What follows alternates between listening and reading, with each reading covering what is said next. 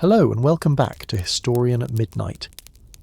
There was a rule in the Greek world older than any law a magistrate ever wrote down and more faithfully kept than almost any oath sworn to almost any other god. And the rule was this: you did not, if you could possibly help it, say his name.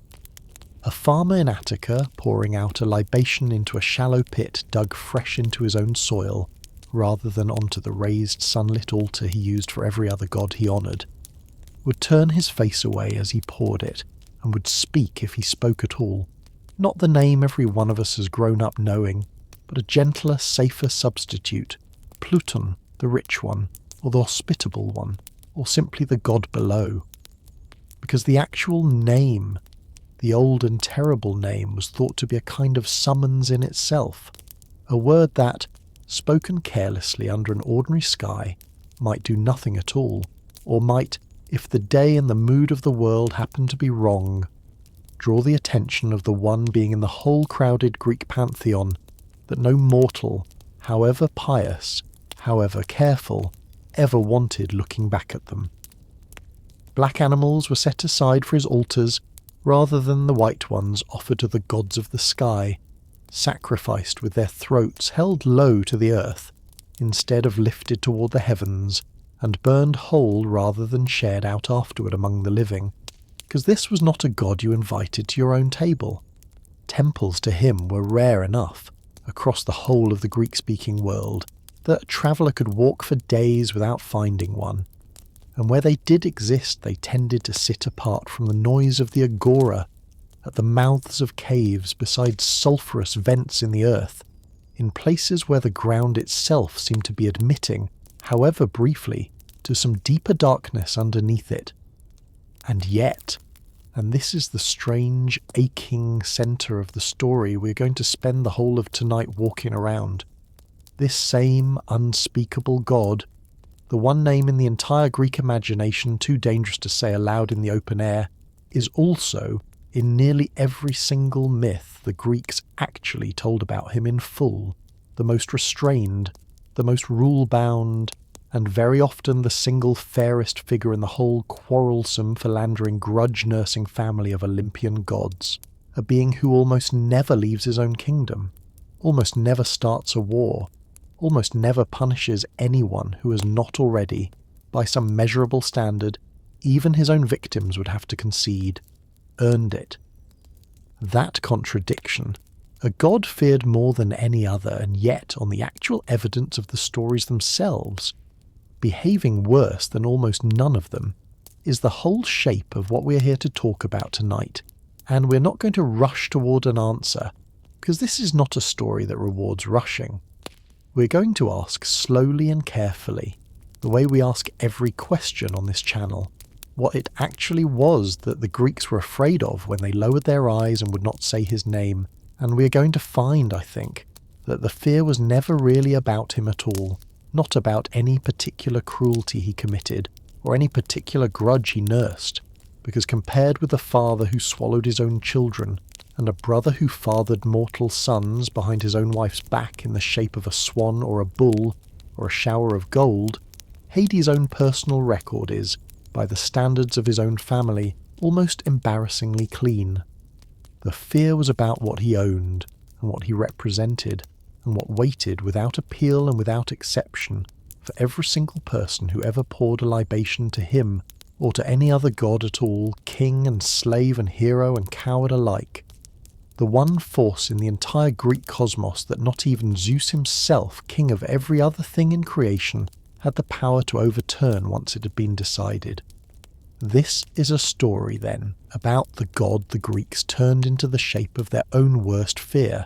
not because he deserved it more than his brothers, but because someone in a world that needed its terrors to have a face had to be given the job of wearing this particular one, and about how thoroughly later ages, centuries, and then millennia after the last Greek priest ever poured a black lamb's blood into a pit in his honour, took that face and made it into something colder and crueler and far more purely evil than the god the Greeks themselves ever actually believed they were worshipping. Before we drift down into the rest of this story, take a quiet moment to like this video and subscribe, but only if you genuinely enjoy what I do here in this room. We are still a small channel, working our way, one long night at a time, toward our first 1,000 subscribers, and if a story like this one has ever kept you company on a sleepless night, helping us reach that 1,000 would mean a great deal more than you might think. And if you feel like it, leave your location and your local time down in the comments, because it helps other restless, sleepless people find their way here. And there is something quietly comforting about knowing that somewhere on the other side of the planet, a stranger is settling under a completely different sky, listening to the very same slow voice. You can also catch new episodes early over on Spotify for creators before they ever reach this channel, if you would rather listen there, and the link for that is down in the description. So get comfortable, let your shoulders sink into the mattress, and let yourself ease into the story of Hades, the god the Greeks feared more than any other and understood, perhaps, less than any other, and of the dark, orderly, strangely rule-bound kingdom he ruled beneath the world the rest of us were lucky enough to keep walking around on. To understand why a single god came to carry the whole weight of a civilization's fear of dying, we cannot begin with Hades himself, not yet, because Hades the individual, the god with a name and a wife and a dog and a handful of very particular myths attached to him, does not exist yet at the point where this story actually has to start. We have to begin, instead, with something harder to picture, and far older than any Olympian, which is the raw, unshaped human dread that existed in the Greek world, and in every world before it, long before anyone had given that dread a face to fear, or a name to avoid saying, the dread of simply, permanently, unrecoverably ceasing. And it is with that dread, wordless and faceless and older than any myth we're going to tell tonight, that our story properly begins. A world already burying its dead. Long before there was a Zeus to rule the sky, or a Hades to rule beneath it, the people who would one day become the Greeks were already doing what every human community that has ever existed has always done with its own dead, which is to say they were already trying, in whatever ways their own particular moment in history allowed them, to make sense of an ending that refused to make sense on its own terms. Archaeologists digging into the Bronze Age world that came centuries before Homer, the same Mycenaean world we have walked through together on other nights in this room, find graves built with real and evident care, shaft graves and beehive tombs called tholoi, some of them large enough to walk upright inside, their walls corbelled in careful, overlapping rings of cut stone rising to a single point far overhead, structures that took real labour and real wealth to build for people who could no longer, by any definition available to the living, make use of them. And inside those tombs, bodies laid out with weapons and jewellery and gold death masks and painted pottery meant, so far as we can reconstruct the beliefs behind the practice, to accompany the dead into whatever came next. Because a people who did not believe something continued after death does not, as a rule, spend this much of its own limited wealth equipping corpses for a journey. What exactly the Mycenaeans believed that journey led to, we do not fully know, because the Linear B tablets that survive from their palace archives, the same dry administrative ledgers we have discussed in other stories on this channel, record oil and wool and chariot wheels with meticulous bureaucratic precision, and say, essentially nothing at all about what a Mycenaean scribe believed happened to his own soul once his own body was laid into one of those careful stone tombs. It is only later, once the palaces had burned, and the dark age that followed had finally lifted enough for the Greek world to start writing poetry again rather than merely inventory,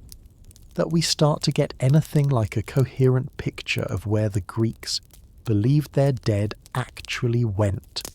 and the picture that emerges in Homer and in Hesiod and in the poets who followed them is neither a paradise nor, in the earliest telling, quite what later ages would come to imagine as a hell either. It is something stranger, and in its own way something far bleaker than either of those two more familiar destinations, a realm the Greeks called, at first, simply the House of Hades, using the god's own name as a kind of geographic shorthand, the way we might say we are going to somebody's house rather than naming the house itself. And it is worth sitting, before we go any further, with how strange that habit actually is, because it means that for the earliest Greek listeners, the underworld was never really a place independent of its ruler at all. It was, from the very first mention any surviving poem gives us, an extension of the god himself, so completely identified with him that the place and the person shared for centuries a single unbroken name, a family habit older than the world. To understand what Hades was born into, you have to go back to the very first divine marriage the Greek imagination ever produced. The union of Gaia, the earth herself, vast and patient and older than any god who would later claim to rule her, and Uranus, the sky, who covered her on every side the way a lid covers a jar, and who fathered on her, in the earliest telling the poet Hesiod ever gives us, 12 enormous children called the Titans, 3 monstrous single-eyed cyclopes, and 3 even stranger children with 100 hands and 50 heads apiece, and who looked at nearly all of them, once they were born, with a revulsion so total that he could not bear to let them so much as exist in the open air his own body had created. Uranus, the story says, pushed each newborn child back down into the dark, hollow places of his own wife's body the moment it was born, back into Gaia's own womb,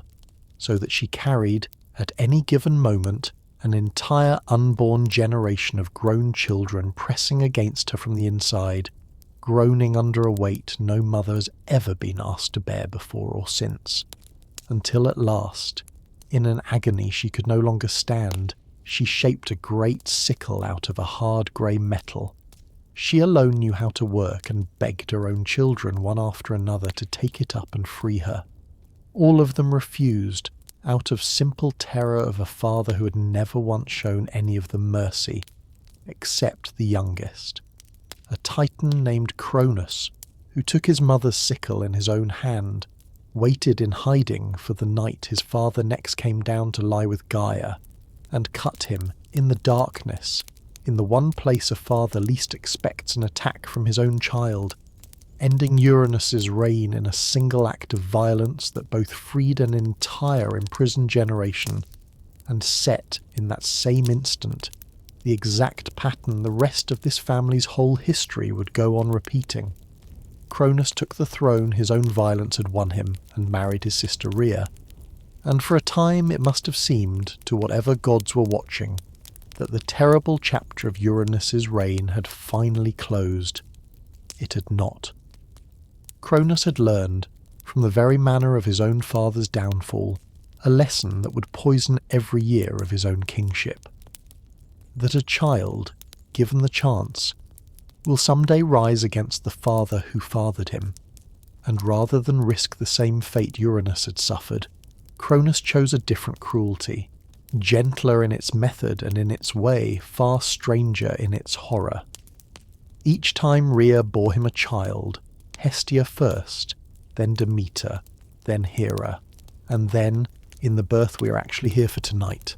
a 4th child and the first of her sons, Cronus did not push the infant back into any womb. He took the newborn directly from his own wife's arms and swallowed it whole, alive, into his own body, trusting that a child kept forever inside its own father's stomach could never grow large enough or free enough to lift a hand against him, and it was into exactly that darkness, the total, airless, lightless dark of his own father's own insides, that the god who would one day rule the whole of the underworld first opened his eyes, an infant king-to-be with no world at all around him, yet except the walls of the very body that had swallowed him, spending what the old poets never troubled to measure in ordinary years, some strange and terrible span with no day and no night to mark its passing, in a darkness total enough that his very first understanding of existence itself was of a blackness with no visible end to it, long before any lot was ever drawn to give him a kingdom of shadows to rule as a grown god in his own right. It is worth pausing here on the strange arithmetic of exactly how Hades finally came back up into the light, because it is a small detail, and it tells you something true about how little even a god's own birth order was allowed to protect him in this family. Rhea, after Hera, bore 2 sons more, Hades, and then, after him, Poseidon, and each was swallowed in his turn exactly as his sisters had been, and it was only with the 6th and final child, a son named Zeus, that Rhea finally rebelled against her own husband's appetite, hiding the newborn away on the island of Crete and wrapping a plain stone in swaddling cloth to hand to Cronus in his place, a substitution so simple it barely deserves to be called a trick at all. And yet Cronus swallowed the stone without noticing the difference, believing his throne secure at last.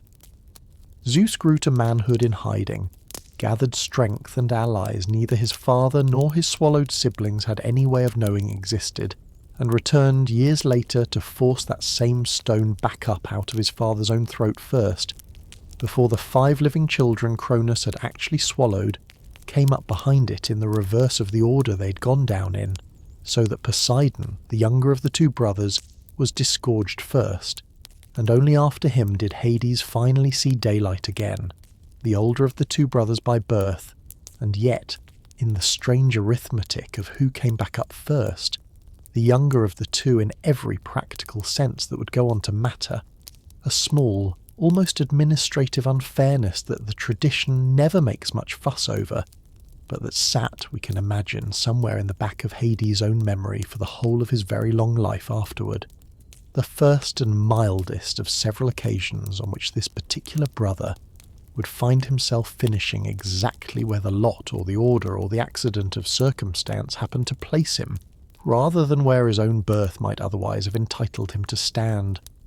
Freed at last, restored to full adulthood in the space of a single instant, despite having spent no ordinary childhood at all,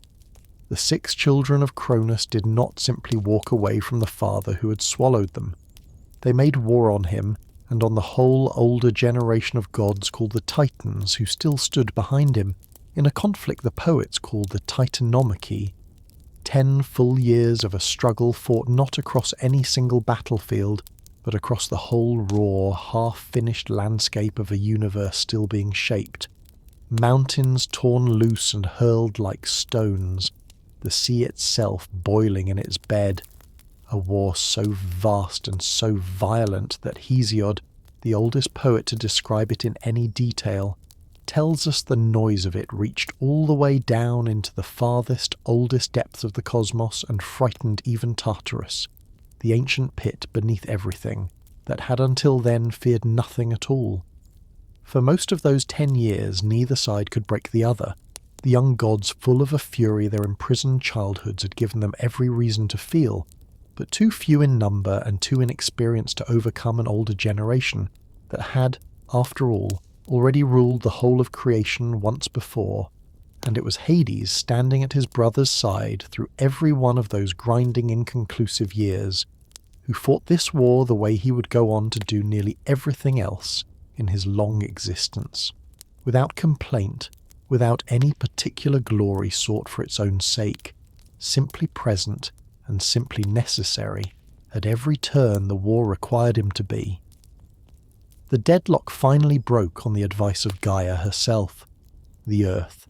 grandmother to every god now fighting on either side of this war, who told her Olympian grandchildren that victory would never come so long as an older imprisonment was allowed to stand unanswered, and sent them down into the deepest part of the underworld to free 3 monstrous 100-handed giants and 3 single-eyed cyclopes that both Uranus and then Cronus in his turn had locked away in that same lightless pit out of nothing more than fear of what such strength, left free, might someday choose to do. Zeus himself made the descent, slipping past the very guardian Cronus had set to watch that prison, and broke the chains, and the freed giants, grateful beyond measure for a release neither of the two previous kings of the cosmos had ever once considered granting them, gave the three young brothers gifts built for exactly the kind of war they were still fighting. For Zeus, thunder and lightning, a weapon loud enough and bright enough to be seen and feared from one end of the sky to the other. For Poseidon, a trident capable of splitting open the earth itself and raising storms across the whole breadth of the sea. And for Hades, something altogether stranger and quieter than either of his brothers' gifts. A helmet, the cap of invisibility as later ages would come to call it, that let whoever wore it vanish entirely from every eye in creation, mortal or divine, and it is worth sitting with how differently suited that gift was to the brother who received it, because while Zeus's thunder and Poseidon's trident both worked by being seen and felt and feared from a great distance, Hades' own weapon worked by the opposite principle entirely, by never being seen at all, and it was wearing that very helmet the tradition tells us that Hades slipped in among the enemy's own ranks in the war's final decisive assault, invisible even to the Titans standing directly beside him, and destroyed the weapons of Cronus' own commanders before a single one of them ever saw the blow coming. A contribution as essential to the war's final victory as anything his louder, more visible brothers accomplished with thunder and sea alike, and yet a contribution that, by its very nature, no poet or painter after him could ever quite depict, because the whole point of it was that nobody, at the moment it happened, was able to see it. 3 brothers and a single throw of the lots. When the war was finally won, and the whole older order of Titans broken and imprisoned in their turn in that same deep pit their own victims had once occupied, the 3 brothers who had led the rebellion faced a question neither Uranus nor Cronus had ever actually had to answer, because both of those earlier kings had ruled the whole of creation alone, without any need to share it with a brother of equal strength and equal claim. Rather than fight a second war among themselves over who would rule what, or simply let the eldest or the strongest brother claim the whole prize outright, the way this family's entire history to that point might easily have led anyone to expect, Zeus, Poseidon, and Hades agreed to divide the universe by lot, drawing straws or stones or some equivalent token from a helmet, trusting chance rather than force to settle, a question force alone had already settled far too many times in this particular bloodline. The lots fell as they fell. Zeus drew the sky, and with it the acknowledged headship of the whole new divine order, every other god from that day forward answering, at least in matters of final authority, to him. Poseidon drew the sea, every wave and current and storm across the whole width of the world's waters his alone to command. And Hades drew the Underworld, the vast, unlit, largely unloved third portion of a universe his own brothers had just spent 10 years helping to conquer. A portion that carried, unlike the other 2, no palace of gold and no council of admiring lesser gods, and no bright, visible reach across the mortal world for songs to be sung about. And it is worth sitting, honestly, with the plain unfairness of a system in which pure chance, and chance alone, decided that one perfectly capable, perfectly deserving brother would spend eternity feasting on a golden mountain, while another, no less capable and no less deserving, would spend that same eternity governing a kingdom of silence that almost none of his own family would ever willingly visit him in. It is worth pausing here on how much of the entire fear this whole night is going to trace back, in the end, to nothing more dignified or more deserved than the fall of 3 lots out of a helmet. because it means that Hades did not become the ruler of the dead through any particular cruelty of his own, did not earn his kingdom by conquest or by cunning, the way Zeus and Poseidon, in their own separate ways, went on earning theirs across 1,000 later myths, but simply drew the short straw in a division of spoils his own two brothers agreed to, and then, having agreed to it, walked away from without, so far as any surviving story tells us, a single backward glance of guilt or sympathy for the sibling left holding it. And it is worth naming too the quiet, almost administrative fairness with which Hades himself is said to have accepted a result he had no part in choosing, and every reason, if he had wished, to resent, because nowhere in the whole surviving tradition does Hades argue the lot, or contest it, or scheme afterward to trade his own dark kingdom for a brighter one, the way a lesser or more grasping god might easily have done. And this quiet, uncomplaining acceptance of an assignment nobody envied him for is, we are going to find again and again across the whole length of tonight's story, closer to the actual character of the god the Greeks feared than almost anything else the later tradition ever attached to him. The realm itself, the poets tell us, was not created for Hades so much as simply given to him already largely formed, a vast hollow beneath the visible earth that the oldest layers of Greek cosmology treat as having existed since very nearly the beginning of everything, older in some tellings than the Olympian gods themselves. Dark not because any god had darkened it deliberately, but because it lay, by its very nature and its very location, beneath the reach of the sun that Hyperion's own children drove each day across the sky above it. And it is worth pausing on the fact that Hades did not build his own kingdom the way Zeus is said to have built his gleaming halls on the summit of Olympus, with Hephaestus and the Cyclopes labouring at a forge to raise walls of bronze and gold. Hades inherited a kingdom that was already, in its own way, complete before he ever arrived to rule it,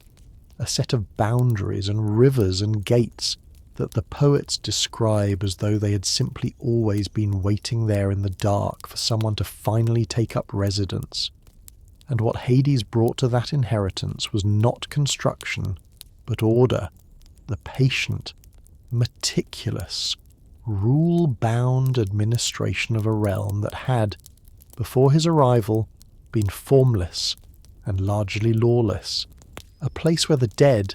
in the very oldest and vaguest layers of Greek belief, before any king had been given the job of governing them, simply drifted without judgment and without any clear destination at all, the way smoke drifts once it has left whatever fire produced it. Why he stopped coming to dinner. It is worth naming plainly one of the strangest and most persistent facts about Hades that every careful reader of Greek mythology eventually has to reckon with, which is that despite being one of the three most powerful gods born of that whole generation, a brother in every sense to Zeus and Poseidon, and every bit their equal in the raw scale of what he ruled, Hades is, in the overwhelming majority of ancient sources, not actually counted among the 12 Olympian gods at all.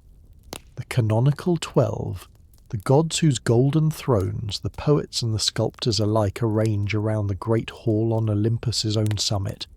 Zeus and Hera, Poseidon and Demeter, Apollo and Artemis, Ares and Aphrodite, Hephaestus and Athena, Hermes, and, depending on which century and which particular list you consult, either Hestia or Dionysus filling the 12th seat, simply do not include him. And the reason the tradition gives for that exclusion is not any grudge or any punishment or any quarrel that stripped him of a seat he had once held, but something far simpler and, in its own quiet way, far sadder. Hades almost never went to Olympus at all. He ruled a kingdom that required, by the very nature of what it governed, an almost constant and unbroken attention,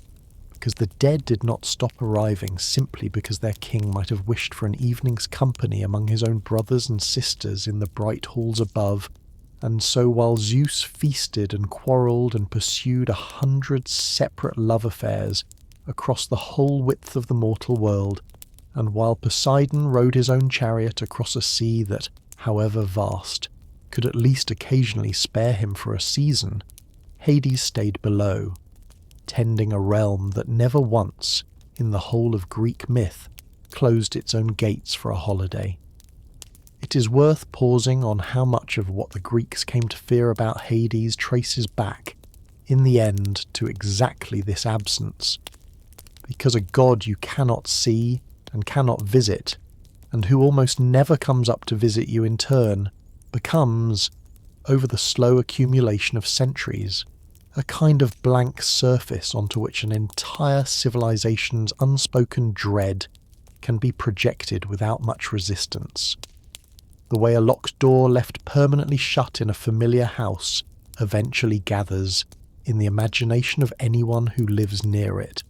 a weight and a mystery entirely out of proportion to whatever is actually behind it. The Greeks knew Zeus intimately, in the sense that his myths gave him 100 separate faces, generous and furious and philandering, and occasionally even foolish, because he walked so often among mortals and among the other gods that there was simply more material across the centuries for the tradition to work with in shaping him into a fully realised character. Hades, by contrast, appears in only a small handful of myths in the entire surviving tradition, a scarcity of story that later readers have sometimes mistaken for a scarcity of importance, when in fact it reflects something closer to the opposite. A god so bound to his own singular, unbroken duty that the tradition itself, composing myths largely for gods who wandered and meddled and interfered in the visible world the way Zeus and Athena and Apollo all constantly did, simply had far fewer occasions to bring him on stage at all. We're going to spend a great deal of the rest of tonight in the small handful of stories the tradition did give him, because each one, examined closely, tells us something the Greeks themselves rarely said about him out loud. But we should sit, before we move on, with the strangeness of a god feared above all others precisely because so few people, divine or mortal, ever actually got to know him. A kingdom mapped in rivers. Before we can understand what the Greeks feared about Hades, we have to understand the actual geography of the place he ruled, because the underworld the Greeks imagined was never a vague, undifferentiated darkness, the way later ages sometimes flatten it into. It was a mapped country, with borders and landmarks and a whole system of roads and rivers as precise, in its own way, as any territory a mortal traveller might have crossed on the day-lit earth above it. And the fact that the Greeks bothered to map it in this much careful detail is itself worth pausing on, because a fear left vague and formless tends, over time, to shrink in the imagination, while a fear given a precise and consistent geography, 5 named rivers, particular gates, particular guardians standing in particular places, become something closer to a real destination, a place a person could, in some unwelcome sense, actually picture themselves arriving at. And it is that very concreteness, we think, that made the Greek underworld so much more frightening in the popular imagination than a vaguer afterlife might have been. The boundary of that kingdom was water, the way the boundary of so many old and half-remembered fears tends to be water, and the first river any shade encountered on the journey down was the Acheron, the river of woe, wide and slow and the colour of iron, which every soul had to cross before it could properly be said to have entered the land of the dead at all. And it was here at the near bank of the Acheron that the newly dead first met the being whose name has done more than almost any other single detail of this whole mythology to fix the Greek underworld permanently in the imagination of every later century that inherited it. Charon, the ferryman, an old man in every surviving description, his beard unkempt and his eyes, the poets tell us, burning with a strange fire that never seemed to dim no matter how many countless souls he had already carried across in his long, silent existence. Charon's boat was small and narrow, and old past any ordinary reckoning of age, patched and repatched across centuries of ferrying, and Charon himself would take no soul across the water for free, which is the entire reason the Greeks buried their own dead with a single small coin, an obol placed beneath the tongue or over each closed eye, a fare so small it could not have bought a loaf of bread in the world above, and yet a fare Charon was said to refuse absolutely to waive for anyone, prince or beggar alike, so that a soul buried without the proper coin, or a soul whose body had never been recovered and given proper burial rites at all, the way so many soldiers lost at sea or on some distant foreign battlefield inevitably were, found itself stranded forever on the wrong bank of the Acheron, unable to cross, unable to rest, wandering the near shore in a kind of restless, homeless half-existence that the Greeks considered one of the very worst fates that could befall a human soul. Worse, in its own way, than almost any punishment waiting on the far side of the water, because it meant a person had been denied even the basic dignity of properly, finally arriving anywhere at all.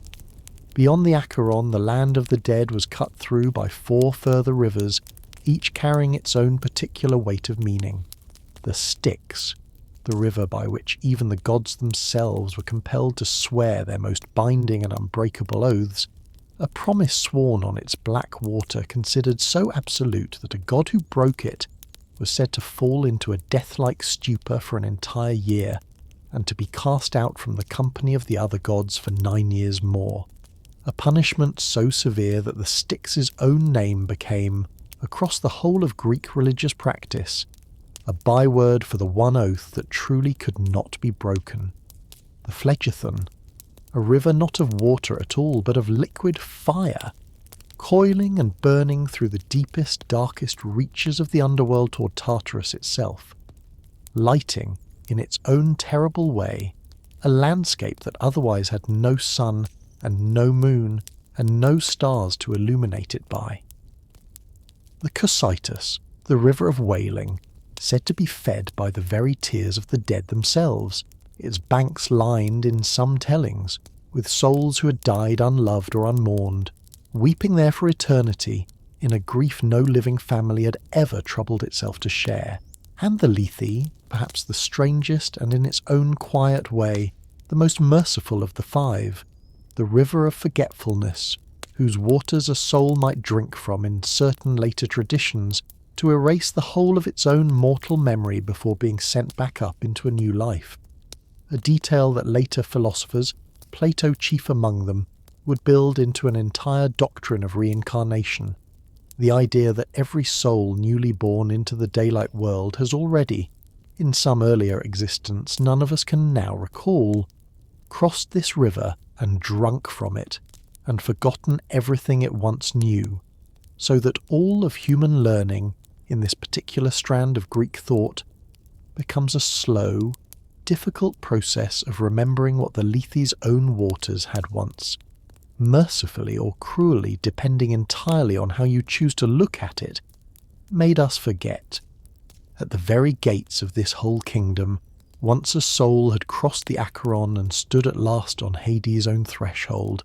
there waited a guardian whose image has outlived nearly every other single detail of Greek mythology in the popular imagination of every century since. Cerberus, a dog the size of a small hill, with 3 separate heads, each one, in the fuller descriptions later poets gave him, snarling and slavering and watching in a different direction at once, so that no soul, and no living intruder either, could ever hope to slip past all 3 sets of eyes at the same moment. A serpent for a tail in some tellings, snakes writhing among the fur of his own back in others, a creature born, the tradition tells us, of the same monstrous union that had already produced the many-headed Hydra and the fire-breathing Chimera, 2 parents, Typhon and Acidna, whose whole brood of children the Greek imagination populated almost entirely with guardians and terrors built to stand at thresholds no ordinary creature could be trusted to hold alone. Cerberus's task, and it is worth naming plainly how strange and how telling this task actually was never really to keep the living out, though he did that too and effectively, but to keep the dead in, to make certain that no shade, however desperate, however recently and however unfairly it had been parted from the world above, ever found its own way back up across that same threshold into the land of the living uninvited. And it is worth sitting for a moment with what that single assigned duty tells you about the whole underlying logic of Hades' kingdom, because it was never really built first and foremost to terrify the living. It was built to hold a single line absolutely firm, the line between the world of breath and the world without it, a line that every other god in the whole Greek pantheon was permitted at one time or another to cross in one direction or another, gods walking freely among mortals, mortals occasionally briefly being carried up among the gods, but that Hades' own kingdom existed for the single purpose of making sure never, under any circumstance whatsoever, ran the other way. Not one darkness, but several. Once past Cerberus, the newly arrived dead did not simply wander into a single, undifferentiated gloom, and it is worth naming carefully exactly how many distinct regions the Greek imagination divided this one kingdom into,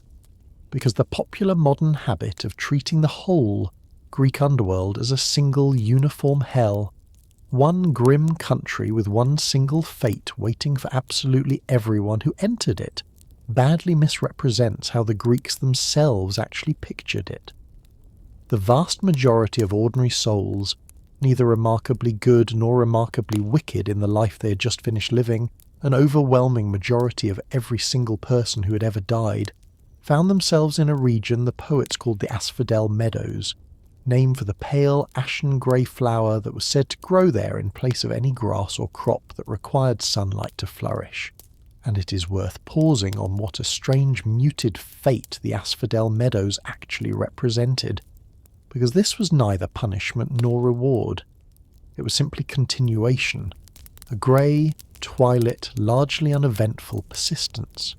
The shades of ordinary people wandering among ordinary other shades, retaining something of the shape and the memory of who they had once been in life, but drained, almost entirely, of the vigour and the appetite and the passion that had once made that life worth living, so that the greatest Greek heroes who ever had occasion to visit this realm and speak with the dead who dwelt there came away, every single time, with the same unsettling report, that existence here was not torment exactly, but it was very close to being nothing at all, a kind of exhausted, colourless persistence that the Greeks, who prized above almost everything else the vivid, appetite-driven fullness of a life lived under the actual sun, considered a fate to be dreaded nearly as much as any active punishment Hades' kingdom had to offer. Beneath even the Asphodel Meadows, deeper than any ordinary shade ever had cause to descend, lay Tartarus, a pit so vast and so far beneath the rest of the underworld that Hesiod tells us a bronze anvil, dropped from the surface of the earth, would fall for 9 full days and nights before ever striking its floor, and would then fall for 9 days more before striking the floor a second time on its way down from the underworld's own surface to Tartarus beneath it. A piece of poetic arithmetic meant not to be taken as literal measurement, but as a kind of vertigo, a way of making a listener feel, in the pit of their own stomach, just how far beneath the reach of any living help this particular darkness actually lay. It was here, in Tartarus, walled about by a barrier of solid bronze and further ringed by a triple layer of night so total that Hesiod calls it a kind of darkness with actual physical thickness to it, that the Titans themselves had been imprisoned after their defeat in the Great War. And it was here too that the very worst of mortal wrongdoers, not ordinary sinners, but a small, particular class of men who had committed offences so severe that the gods themselves felt personally and permanently insulted by them, were sent to serve punishments. We are going to spend real time on later tonight, punishments built in every single case, with a precision and a symbolism that made each one a kind of grim, eternal echo of the very crime that had earned it. And at the opposite extreme from Tartarus,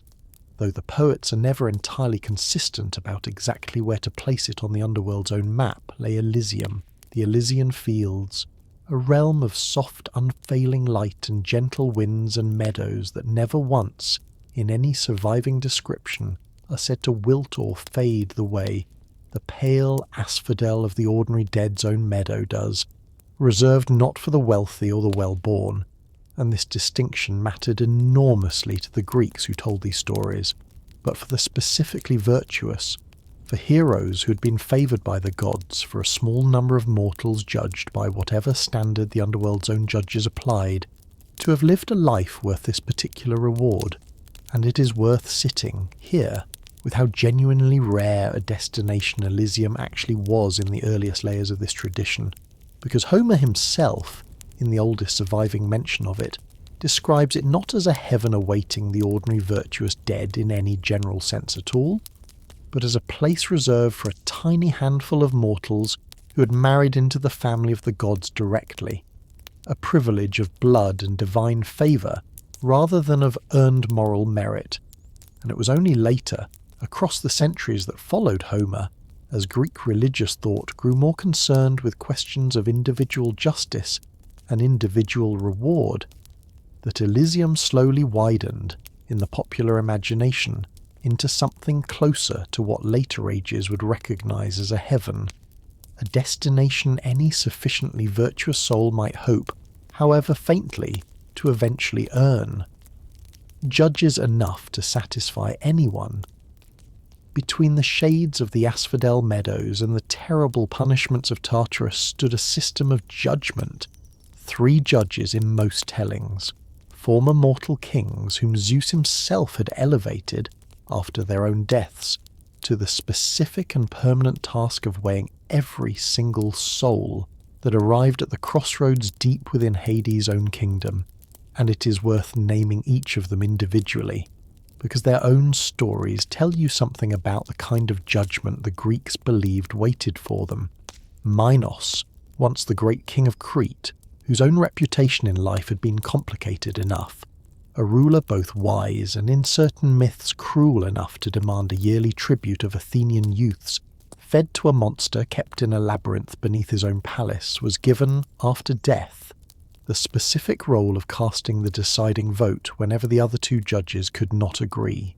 holding, the poets tell us, a golden staff as the symbol of his own final authority in matters the other 2 judges left unresolved. Rhadamanthus, Minos' own brother, renowned in life for a justice so scrupulously even-handed that later Greek philosophy would sometimes invoke his very name as a byword for incorruptibility, was given authority chiefly over the souls of the dead who had come from Asia, judging them by the same unbending standard he was famous for having applied to every case that had ever come before him while he still lived. And Iacchus, a son of Zeus himself by a nymph named Aegina, renowned in his own mortal life for a piety so total that other Greek cities were said to have sent envoys specifically asking him to pray to the gods on their behalf during a season of famine, was given authority over the souls of the dead who had come from Europe, and in some tellings was given, besides his judicial role, the specific and rather less glamorous duty of literally keeping the keys to the Underworld's own gates.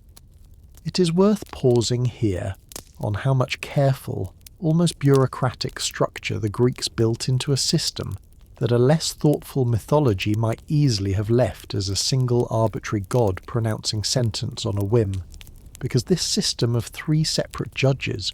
drawn specifically from among mortals rather than gods, chosen precisely because they had once lived and died and understood, from direct personal experience, exactly what a human life actually involved, tells you something important about what the Greeks believed justice in the afterlife actually required. It required judges who had themselves been mortal, who knew from the inside the particular weight of temptation and circumstance and bad luck that no immortal god, who had never once faced death or hunger, or the fear of an approaching old age, could ever fully appreciate on his own, and it required more than one judge, a deliberate hedge against exactly the kind of single, unaccountable authority that had made both Uranus and Cronus, ruling entirely alone, into tyrants in their own turn. And Hades himself, it is worth naming plainly, presided over none of this daily judgment at all. He did not personally weigh a single soul that arrived at his own gates. He left that entire task to the 3 judges he and Persephone together were said to have appointed, keeping for himself only the final, unappealable authority to enforce whatever sentence those 3 men, mortal in their own former lives and therefore the Greeks believed, uniquely equipped to judge mortal lives fairly, had already decided, the name too dangerous to say. It is worth returning now to the practice we opened tonight's story with, the Greek habit of avoiding the god's own actual name whenever it could possibly be helped,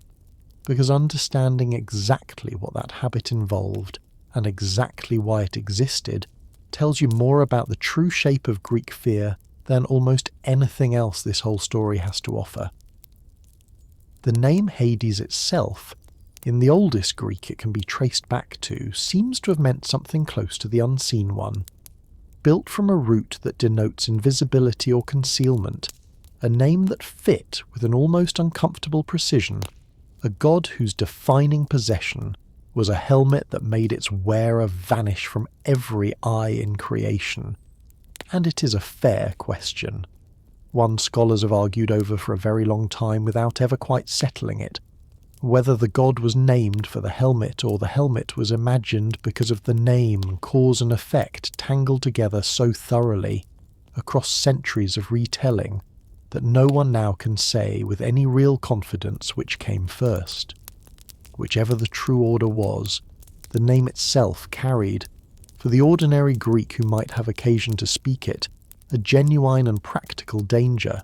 not the danger of divine punishment exactly. No myth anywhere claims that Hades himself struck down mortals simply for using his own name aloud, but a subtler, more superstitious danger. The old and very widespread human fear that a name spoken is a kind of summons, that to name a thing is to draw its attention, and that the one being in the entire cosmos whose attention absolutely nobody wanted drawn toward themselves, not today, not this year, not for as long as it could possibly be avoided, was the god who personally oversaw the ending of every single mortal life. And so the Greeks did what frightened people confronting an unavoidable power have done in nearly every culture history has ever recorded.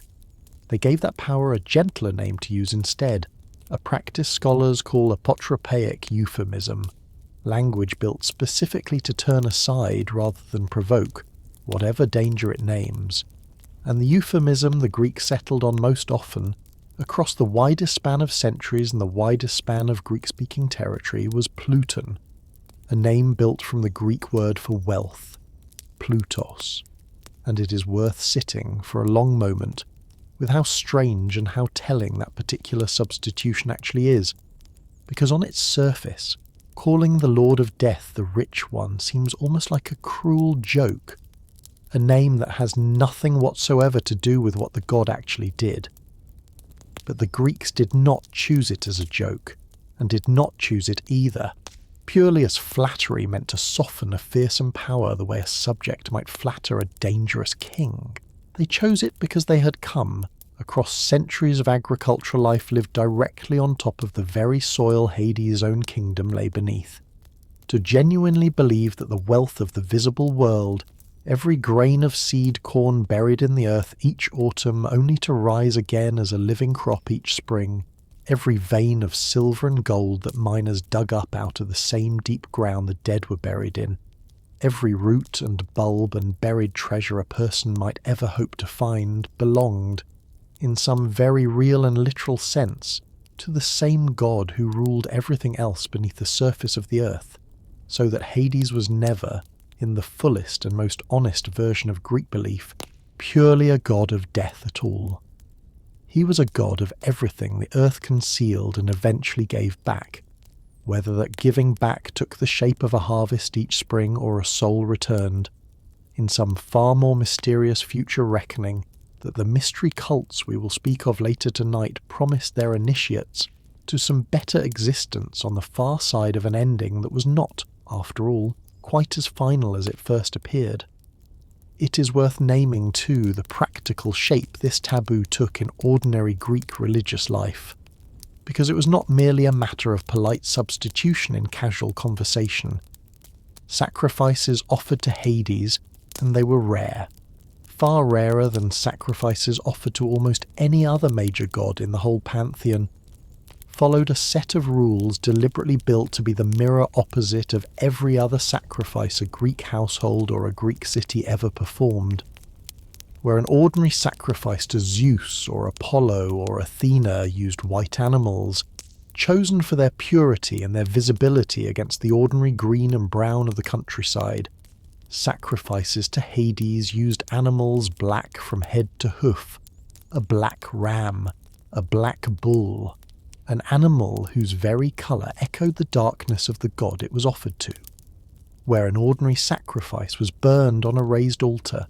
its smoke rising up toward the sky where the Olympian gods were believed to actually reside and take pleasure in the smell of it, a sacrifice to Hades was poured or dropped into a pit dug directly into the earth,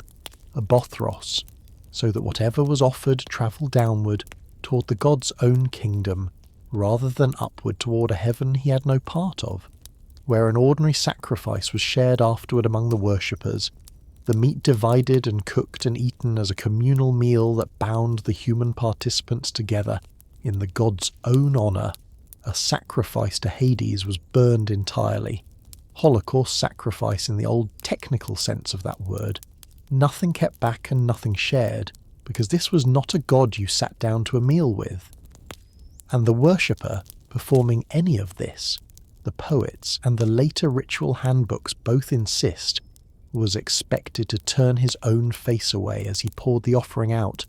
refusing even the ordinary courtesy of looking directly at the pit his own gift was disappearing into, a final physical acknowledgement that this particular transaction, however necessary it might be, was not one any mortal wanted to witness too closely.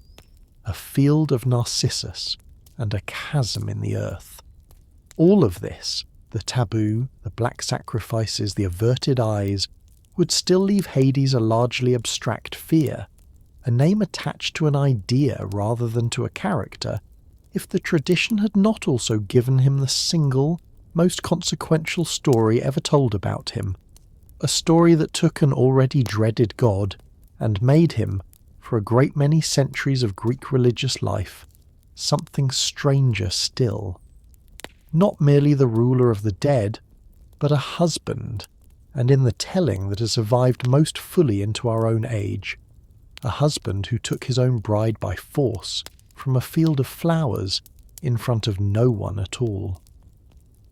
The girl's name was Persephone, called Kor, meaning simply the maiden, in many of the oldest layers of her own cult, daughter of Zeus and of Demeter, goddess of the grain and of every cultivated field the Greek world depended on to feed itself, and she was gathering flowers, the story tells us, roses and crocuses and violets and lilies and hyacinths, in a wide sunlit meadow with a company of other young goddesses, when her eye caught a single flower unlike any she had ever seen before, a narcissus grown with 100 blossoms on a single stem, its fragrance, the old Homeric hymn to Demeter tells us, so overwhelming that the whole wide sky above it and the whole earth beneath it and even the salt sea itself seemed to laugh with pleasure at the smell of it. That flower, the hymn tells us plainly, without any pretense of coincidence, had been grown there deliberately, planted by Gaia, the earth herself, as a snare, at the specific request of Zeus, acting to please his own brother Hades, who would ask their brother for help in winning the one prize that his own quiet kingdom, however vast, could never on its own provide him, a wife. Persephone reached for that flower with both hands, the hymn tells us, delighted, suspecting nothing, and the moment her fingers closed around its stem, the wide earth itself split open beneath her. A chasm yawning downward into a darkness no ordinary crack in the ground could ever produce on its own, and up out of that chasm, drawn by a team of immortal horses, came Hades himself, Lord of the Dead, Lord of the Many, as one of his own oldest titles calls him, and seized the girl in his own arms and swept her down into that same opening earth, and Persephone screamed. The hymn tells us, screamed for her father Zeus by name, screamed loudly enough that the sound of it carried briefly up through the whole width of the sky and the whole depth of the sea, and not one single god, not one, came to help her, because Zeus himself, the hymn makes plain without any softening at all, had already agreed to the whole arrangement before it ever happened. Seated at that very moment, the poet tells us with a bitterness that has never entirely faded out of this story across 3,000 years of retelling, in his own temple, receiving the prayers and sacrifices of mortals, while his own daughter was carried screaming into the ground beneath his feet. Only one goddess heard that cry and troubled herself to investigate it. Hecate, goddess of the crossroads, and of things that happen in darkness, who came to Demeter, once the mother of the missing girl finally began her own desperate search, and told her only that she'd heard the scream, but had not seen who had caused it, and it was the sun god Helios, who sees everything that happens beneath the whole wide sky, who finally told Demeter the plain truth of what had happened to her daughter, that Hades had taken her with Zeus's own full knowledge and full consent, meant, Helios told the grieving mother in words meant as comfort and received as anything but, to become his own honoured wife, and to rule as queen over a great portion of everything that lives. What Demeter did with that knowledge is one of the most consequential single acts of grief in the whole of Greek mythology, because Demeter did not simply mourn. She refused, from that day forward, to perform the one function that made her indispensable to every single living thing on the whole surface of the earth. She let nothing grow. She wandered the world in the disguised shape of an old mortal woman, grieving and furious in equal measure, and wherever she walked, the crops that should have risen out of the ground that season simply did not rise. The seed corn lay dormant and rotting in the soil. The cattle starved for want of pasture, and the whole human race, the hymn tells us without any exaggeration the story does not fully earn, stood on the very edge of total famine, because a goddess who ruled the harvest had decided that no harvest at all would come until her own daughter was returned to her. A threat aimed not merely at Hades, who had, after all, only actually taken the girl, but squarely at Zeus, who had permitted it, because Demeter understood something that her brother, in his own careless arrangement with Hades, appears to have entirely failed to consider, that the gods themselves depended, every bit as much as mortals did, on the sacrifices and offerings that a starving, dying humanity would very quickly stop being able to provide them. Zeus held out for a long while, the tradition tells us, sending god after god down to plead with Demeter to relent, and Demeter refused every single one of them, until at last, with the whole of humanity genuinely facing extinction, and the gods' own altars standing empty and unattended across the length and breadth of the mortal world, Zeus sent Hermes down into the underworld itself to negotiate, at last, with Hades directly, and to bring Persephone back up into the light. And it is here that the story turns on a single small devastating detail that has occupied poets and mythographers for every one of the 3,000 years since it was first told. Before Persephone left the underworld, Hades gave her a pomegranate and urged her, gently the hymn insists, rather than by force this time, to eat from it before she went, and Persephone, whether out of hunger or out of some obscure desire the poem never quite explains, or, in the reading many later ages have preferred, because some part of her own feeling toward her captor husband had shifted in the months of her captivity into something the hymn itself is careful never to name outright, took 4 of the pomegranate seeds, or in some tellings a single seed, and ate them. It is worth pausing, at length, on why that single detail mattered so much, because in the deep logic of nearly every mythology the ancient world ever produced, to eat the food of the dead is to bind yourself to the land of the dead, a law older and stranger than any court's ruling, and Persephone, by eating even that smaller portion of underworld food, had made herself, whether she understood it in that moment or not, permanently and irrevocably a citizen of the kingdom she was trying to leave. When Hermes brought her back up to her waiting mother, and Demeter's own joy at seeing her daughter again gave way, almost at once, to a fresh and different grief once she learned what Persephone had eaten, Zeus was forced to broker a final compromise between his warring siblings, and the compromise he arrived at, the one that has echoed down through every single retelling of this story for 3,000 years since, was this. Persephone would spend a portion of every year in the underworld with her husband Hades, as the citizenship her own eaten seeds had bound her to required, and the remainder of every year above ground with her mother Demeter. And it was this yearly division, the Greeks came to believe, that explained the changing of their own seasons, Demeter's grief and neglect of the crops during the months her daughter spent below, and Demeter's own returning joy, and the returning fertility of the whole visible earth, during the months Persephone spent above. It is worth naming honestly that this particular myth has always sat uneasily with modern readers, and it should, because stripped of every later softening, it is the story of a god who seized an unwilling young woman from a field and carried her by force into a kingdom she had never asked to rule, with the full, prior consent of her own father, and no amount of later reinterpretation should be allowed to erase the plain violence of that opening scene. The screaming, the unanswered cries, the earth splitting open beneath a girl who had done nothing more than reach for a beautiful flower.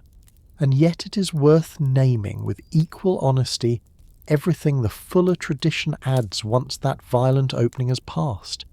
because the marriage that followed is depicted across nearly every surviving source that troubles to describe it at all, not as an ongoing captivity of cruelty and abuse, but as something the ancient audiences who first heard this story understood as a genuine, if strangely begun, royal partnership. Persephone is called, in dozens of surviving inscriptions and hymns, not merely Hades' wife, but his queen, ruling at his side with real and independent authority, issuing judgments alongside the three mortal-born judges we have already met, receiving her own separate prayers and her own separate cult honours across the whole of the Greek world, honours no mere captive, held purely against her will with no standing of her own, would ever have been granted by the same religious culture that told her story, and Hades himself, once the marriage was actually settled, appears in no surviving myth ever mistreating her, ever taking another wife or another lover the way Zeus so constantly and so publicly did to Hera, ever behaving toward Persephone with anything other than what the tradition consistently frames as a steady, unwavering, and by the standards of this particular family of gods, genuinely remarkable fidelity. The town that built a religion on that field. It would be a mistake, and this channel does not like to make that particular mistake when a story offers us the chance to avoid it, to treat the myth of Persephone's abduction as merely a beautiful, troubling story the Greeks told each other and then set aside. It was, for well over 1,000 years of continuous practice, the founding story of one of the single most important religious institutions the whole ancient Mediterranean world ever produced. A set of initiation rites conducted at a town called Eleusis, a short walk from Athens along the very road. The hymn to Demeter itself describes the goddess walking in her own grief,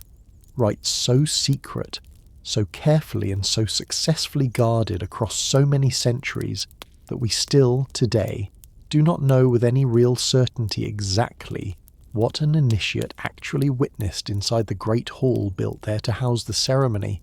because every single person who was ever initiated into these mysteries, and by the time of the Roman Empire that included emperors and philosophers and ordinary farmers alike, tens of thousands of people across the whole span of Greek and Roman history, swore, on pain of death under Athenian law, never to describe what they had seen to anyone who had not undergone the same initiation, and so far as the historical record allows us to say,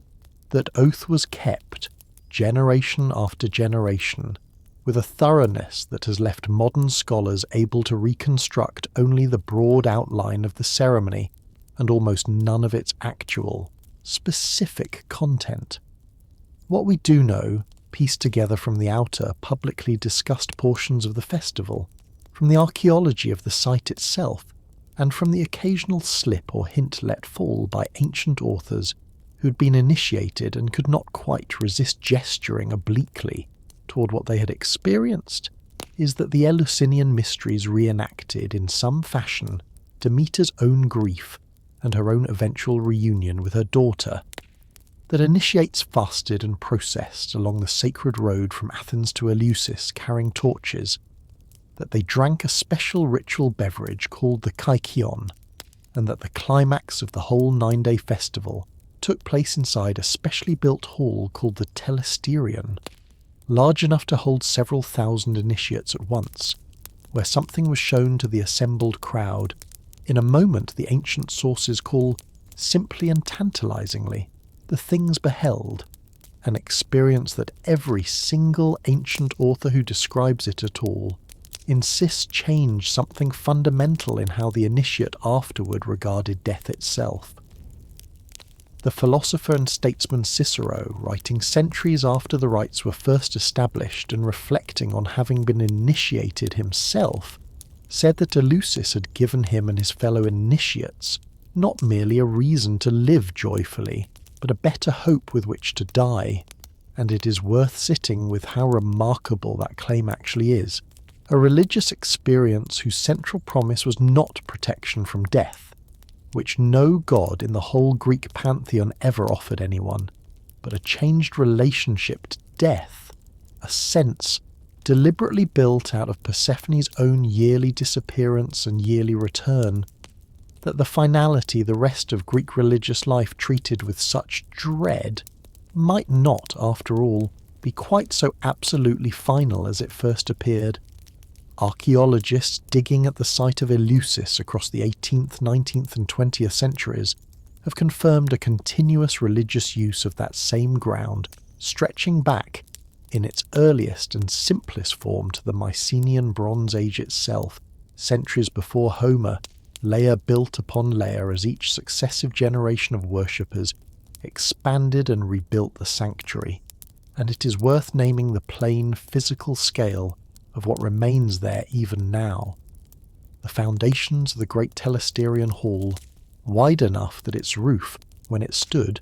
required more internal columns than almost any other roofed structure the whole ancient Greek world ever built, the Callicharon Well, where tradition held that Demeter herself had once sat and wept during her own search for her missing daughter, and the Plutonian, a small cave shrine built directly into the rock at the edge of the sanctuary, and dedicated explicitly to Hades under his gentler name, marking in stone the specific spot the local tradition believed Persephone had actually descended into the earth, so that a pilgrim walking the sacred road from Athens arrived, at the very end of their journey, at a site that treated the myth not as poetic invention, but as literal, local, physically locatable history, a chasm you could stand beside and a cave you could look into, however carefully the priests made certain you never actually saw inside it.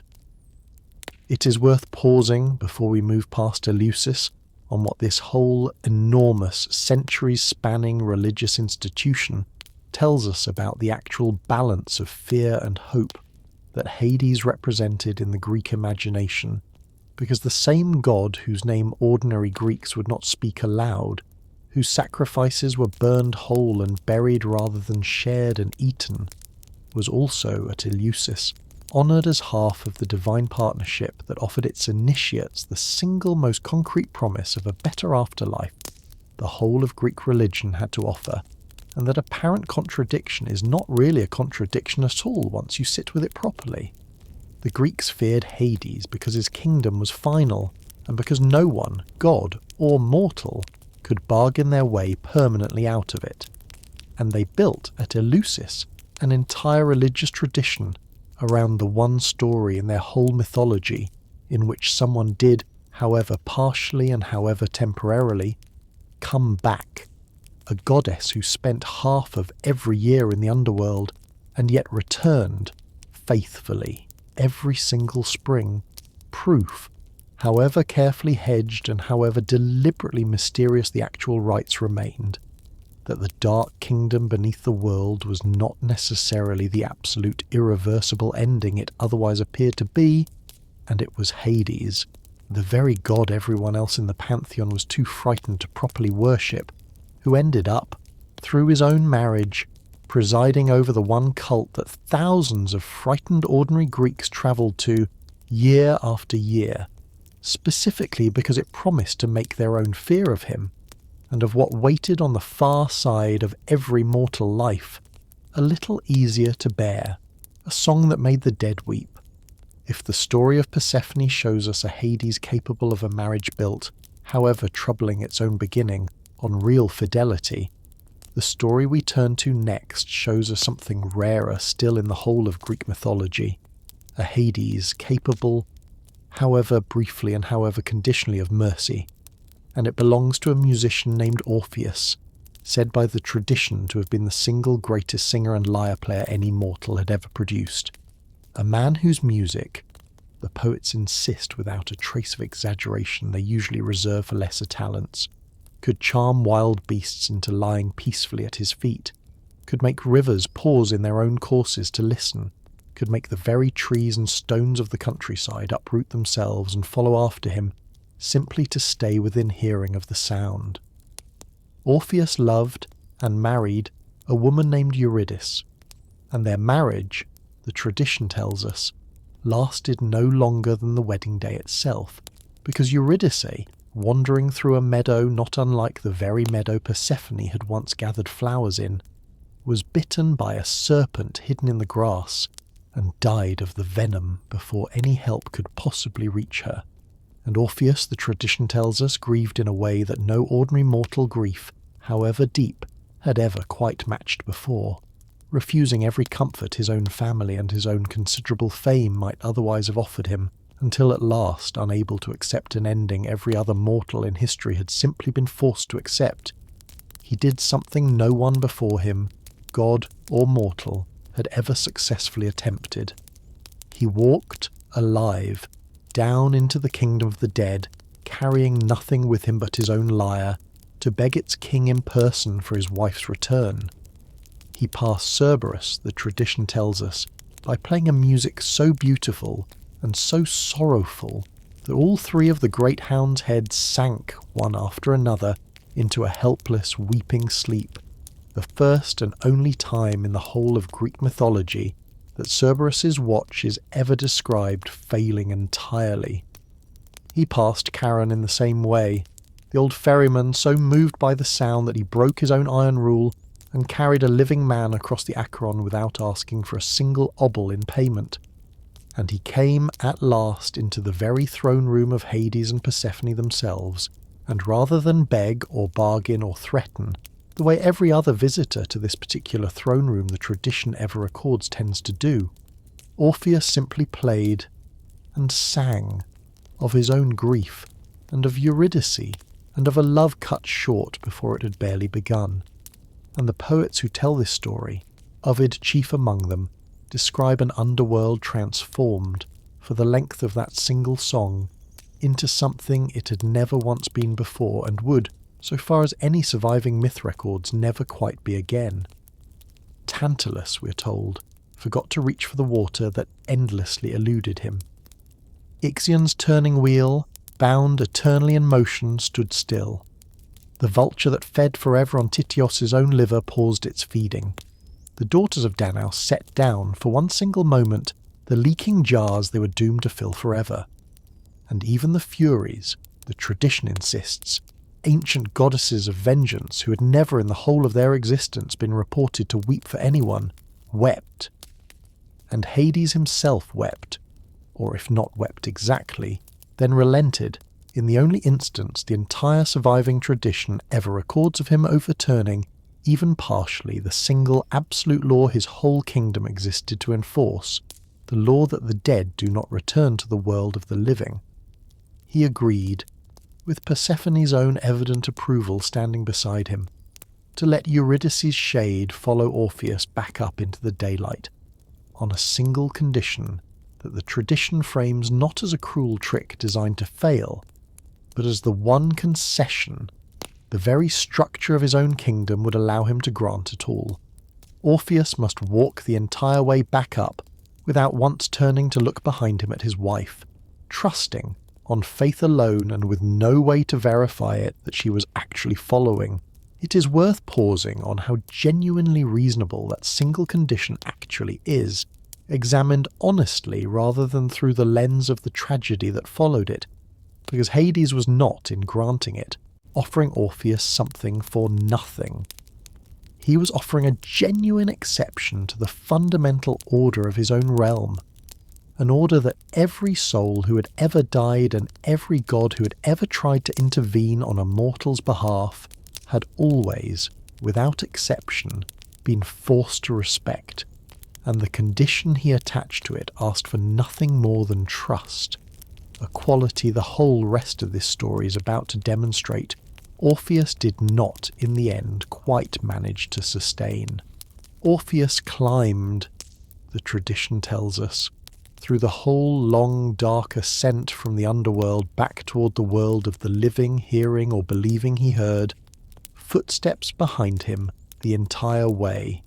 and it was only when he had very nearly reached the surface, when the first grey light of the world above was already visible ahead of him, that his own nerve, worn through by grief and by doubt and by the sheer unbearable uncertainty of an entire journey undertaken on faith alone, finally broke, and he turned just once, just to be certain she was still there. She was there. And in the very instant his eyes found her, Eurydice was pulled back down into the darkness, her hand reaching, the tradition tells us, for his own hand across a gap that had already become, in that single backward glance, unbridgeable again, and she said, in the version Virgil gives us, no word of blame at all, only a farewell, because the fault, however much later ages have wanted to soften it, was entirely and unambiguously Orpheus's own. A single moment of very human doubt undoing a mercy that no other mortal in the whole of Greek myth had ever been granted in the first place. Orpheus tried to follow her back down a second time and found this time that Charon would not carry him, that the single unrepeatable exception to the Underworld's own law had already been spent and would not be granted twice, and he was left, the tradition tells us, to wander the upper world in a grief that never again lifted, playing a music grown so sorrowful that it is said to have driven away every remaining joy of his own life, until his own death, years later, at the hands of a group of frenzied women whose fury he had somehow provoked, finally reunited him with the wife he had so nearly and so narrowly managed to save. It is worth naming plainly what this one story does to the whole picture we have been building of Hades across tonight's telling, because it is the single clearest piece of evidence the entire tradition offers that the Lord of the Dead was never, in the actual myths the Greeks told about him, a being incapable of mercy or moved by nothing but the cold, unbending administration of his own laws. He was moved this one time by music and by grief, and by a love he recognized, we can imagine, as not so very different from his own feeling for Persephone, and he granted an exception that cost him nothing in the way of cruelty, and everything in the way of precedent, an exception that failed not because Hades reneged on his own word, but because a grieving, doubting mortal could not quite manage to keep faith with a condition that was in the end entirely fair. And it is worth sitting too with what the story tells us about the specific, narrow shape of Hades' own power, because even in this one moment of genuine mercy, he could not simply give Eurydice back outright, could not undo, with a single word, the fact of her own death, the way Zeus might undo an insult with a single thunderbolt. He could only grant a chance, hedged by a condition that placed the true burden of success back onto the living man who had come to beg for it, because that, in the end, was the only kind of mercy a god whose entire authority rested on the absolute finality of death was ever actually able to offer anyone. A dog borrowed, not stolen. The third great story the tradition gives us of Hades brings into his kingdom not a musician pleading for mercy, but the single most famous strongman the whole of Greek mythology ever produced, Heracles, condemned, after a fit of madness sent upon him by a jealous Hera had led him to kill his own wife and children, to serve a king named Eurystheus for a term of years, performing whatever labours that king chose to set him, a punishment meant in the tradition's own telling to purify a guilt no ordinary penance could otherwise wash clean. 11 of those labours had already tested Heracles against lions and hydras and boars and stables, filled past any reasonable measure with filth,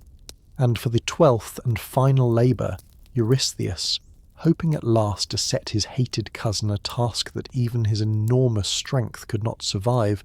commanded him to descend into the underworld itself and bring back, alive, Cerberus, the three-headed hound who had never once, in the whole history of that kingdom,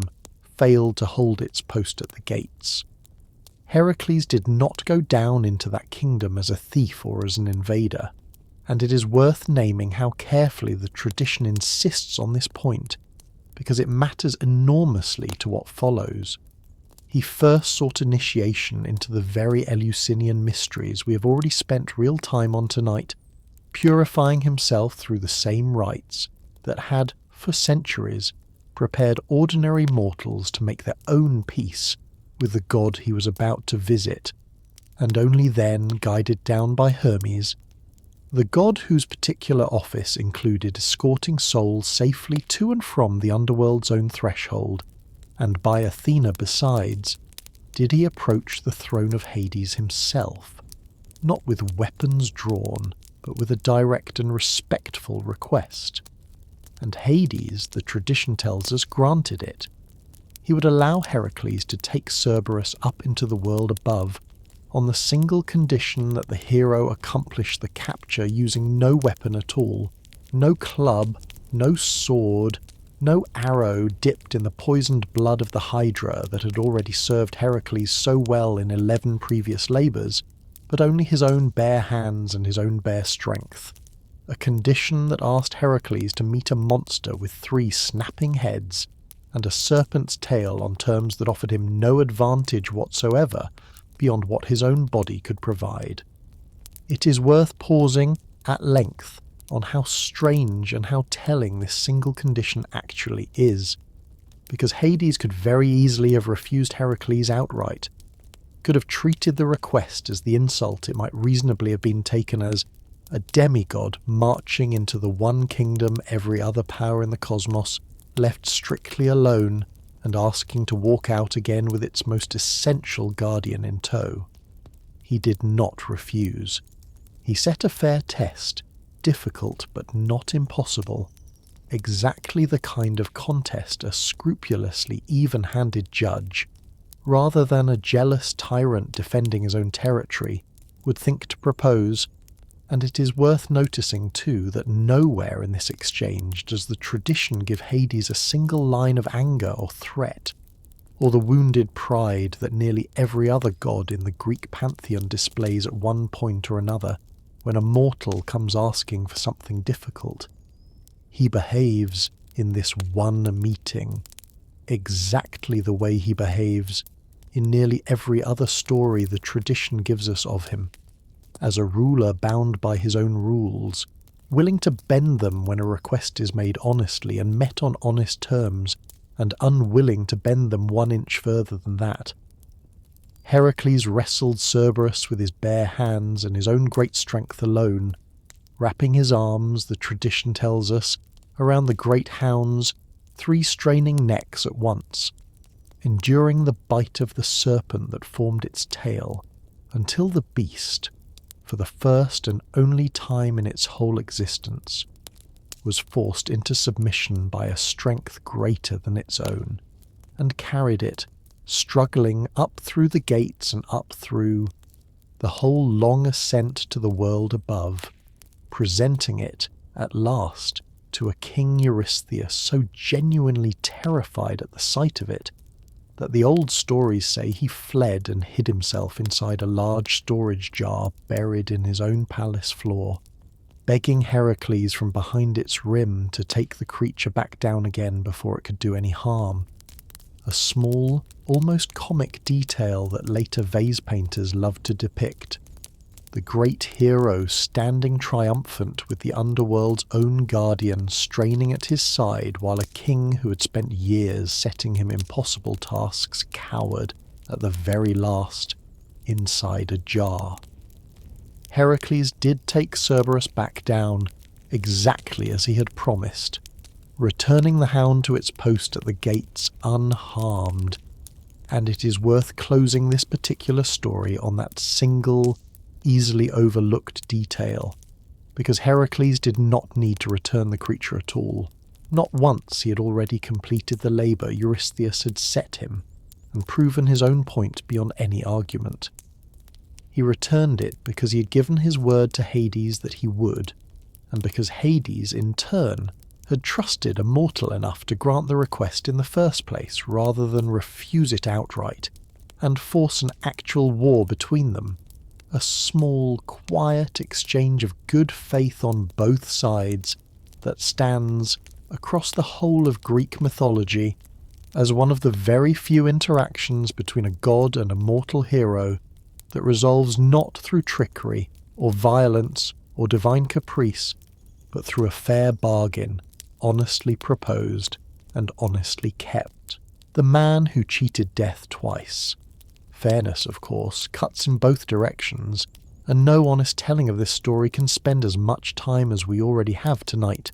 showing you a merciful, rule-bound Hades without also showing you exactly what that same rule-bound god did to the small handful of mortals who broke his rules most flagrantly, because it is in the punishments of Tartarus,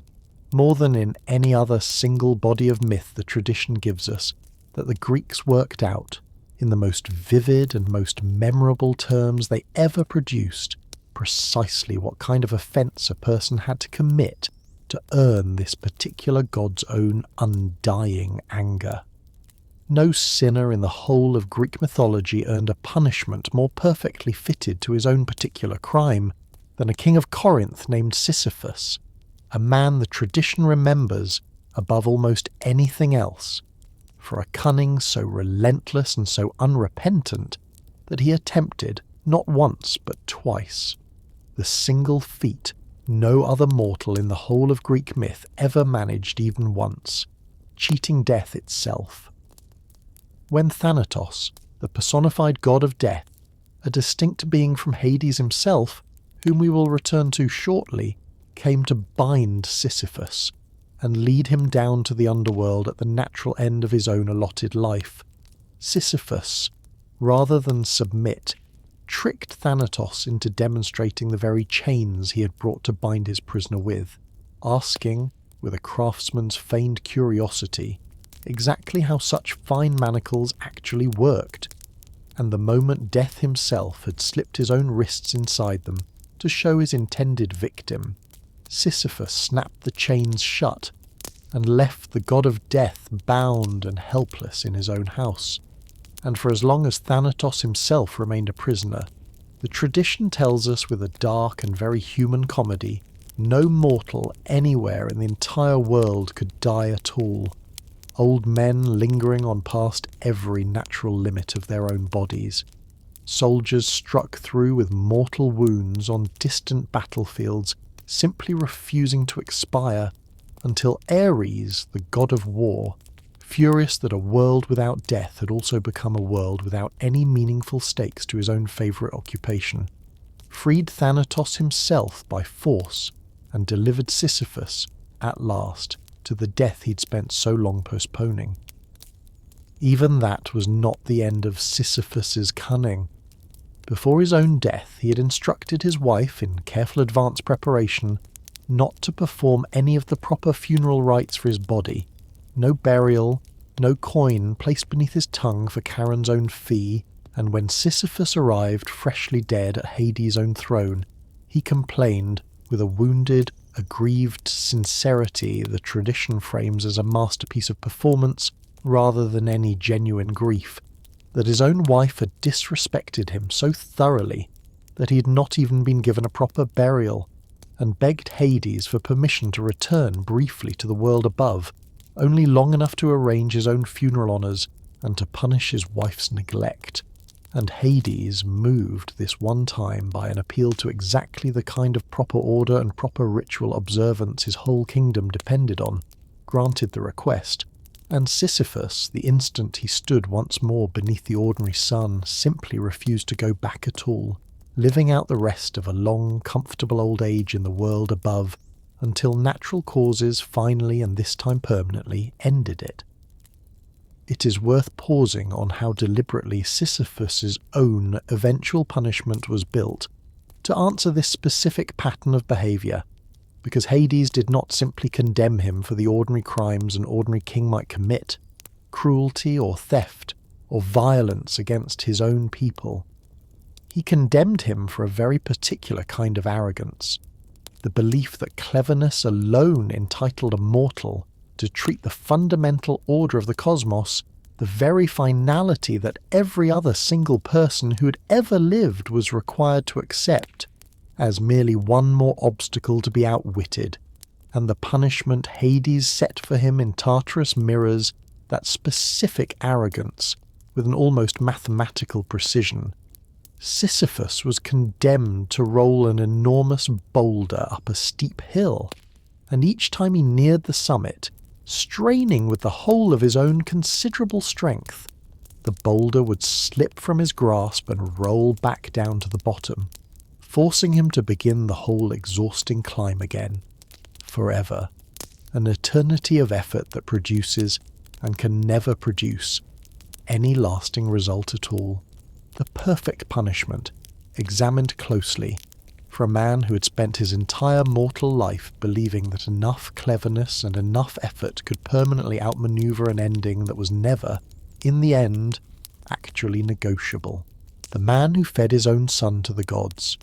If Sisyphus earned his punishment through cunning defiance, the punishment given to a Lydian king named Tantalus answers a different and, in its own way, an even darker crime, because Tantalus, uniquely among nearly every other mortal in the whole of Greek myth,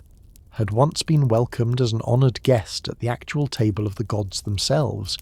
invited to dine on Olympus and to share in the gods' own company, a privilege granted to almost no other living mortal in the entire tradition, and it was Tantalus, given that singular honour, who chose to test whether the gods he dined among were truly as all-knowing as they claimed to be, by killing his own son, Pelops, cutting the boy's body into pieces and serving him, cooked, as a dish at a banquet he then offered back to the very gods who had once hosted him, wishing to discover, in an act of blasphemy so total that later Greek authors struggled even to describe it without a kind of horrified reluctance, whether the gods would recognise human flesh served to them as their own honoured guests' welcome. They recognised it instantly, every single one of them refusing to touch the dish, except for Demeter. Distracted by her own grief over the recent loss of Persephone, and absently eating a single shoulder, before the horror of what was being served became clear to her as well, and the gods, appalled, restored Pelops to life, replacing the eaten shoulder with one carved from ivory, and turned the whole of their own fury on Tantalus himself, condemning him to a punishment that the Greek language itself has never stopped using as its own word for exactly this particular torment, because it is from Tantalus' own name that we get the English verb to tantalize, meaning to torment with a desire that can never actually be satisfied. Tantalus was placed, the tradition tells us, standing in a pool of clear water that reached to his own chin, with branches heavy with ripe fruit hanging directly above his head, and whenever he bent to drink, the water receded instantly beneath him, and whenever he reached upward for the fruit, the branches lifted just as instantly, just out of his own reach, so that he stood forever, in an eternity of thirst and hunger, neither of which could ever, even once, be relieved. A punishment built with the same precise mirrored logic as Sisyphus's own boulder to answer the specific crime that had earned it. A man who had once tested whether the gods truly knew everything by offering them food they should not have been able to recognize was condemned, forever after, to stand surrounded by food and water he could see, with total clarity, and never once actually possess. A wheel that never stops turning, and a liver that never stops growing back. Two further sinners, less famous in the popular imagination of later centuries than Sisyphus or Tantalus, but no less carefully matched to their own particular crimes, complete the small, grim gallery of Tartarus's most notorious permanent residents. Ixion, a mortal king who had once been purified by Zeus himself of an earlier murder, and then, remarkably, repaid that mercy by attempting to seduce Hera, the queen of the gods, in her own husband's own house, was punished not merely for the attempt, but for the specific arrogance of believing himself entitled to a goddess who belonged, in every sense that mattered to this particular cosmos, to Zeus alone. And when Zeus, testing the accusation, shaped a cloud into Hera's own likeness, and let Ixion couple with it, in the mistaken belief that he had actually succeeded, the god bound him. Once the deception was confirmed and the crime proven beyond any doubt, to a wheel of fire that spins without ceasing through the whole of eternity, sent down at last to Tartarus to spin there forever, a punishment that mirrors, with the same grim mathematical precision as the others, a man who had reached, without any real limit to his own ambition, for a prize permanently beyond his own proper station, doomed now to a motion that likewise never reaches any destination at all. And Tityos, a giant who had attempted to assault Leto, mother of Apollo and Artemis, was struck down by her own two children and stretched out across 9 full acres of ground in Tartarus, his body pinned in place while 2 vultures fed eternally on his liver, which regrew each night exactly as it had been devoured the day before, an unmistakable echo of the punishment the Titan Prometheus endured on his own mountainside for an entirely different crime, and a detail worth naming because it shows how consistently the Greek imagination reached, whenever it needed to depict a punishment that could never end, for exactly this same image of an organ destroyed and restored in an endless cycle with no exit anywhere within it. And there were the daughters of Danos, 50 sisters married, on their own father's own scheming orders, to their 50 cousins in a single mass wedding meant to settle an old and bitter family feud, 49 of whom, obeying a secret command their own father had given each of them on their wedding night, murdered their new husbands in their marriage beds before the night was through, and who were condemned, for that mass betrayal of the most sacred bond a household could contain, to spend eternity carrying water in jars pierced through with holes, filling vessels that could never actually hold what was poured into them, labouring forever at a task built, deliberately, to produce nothing. The same grim, circular futility that runs through every single one of these punishments,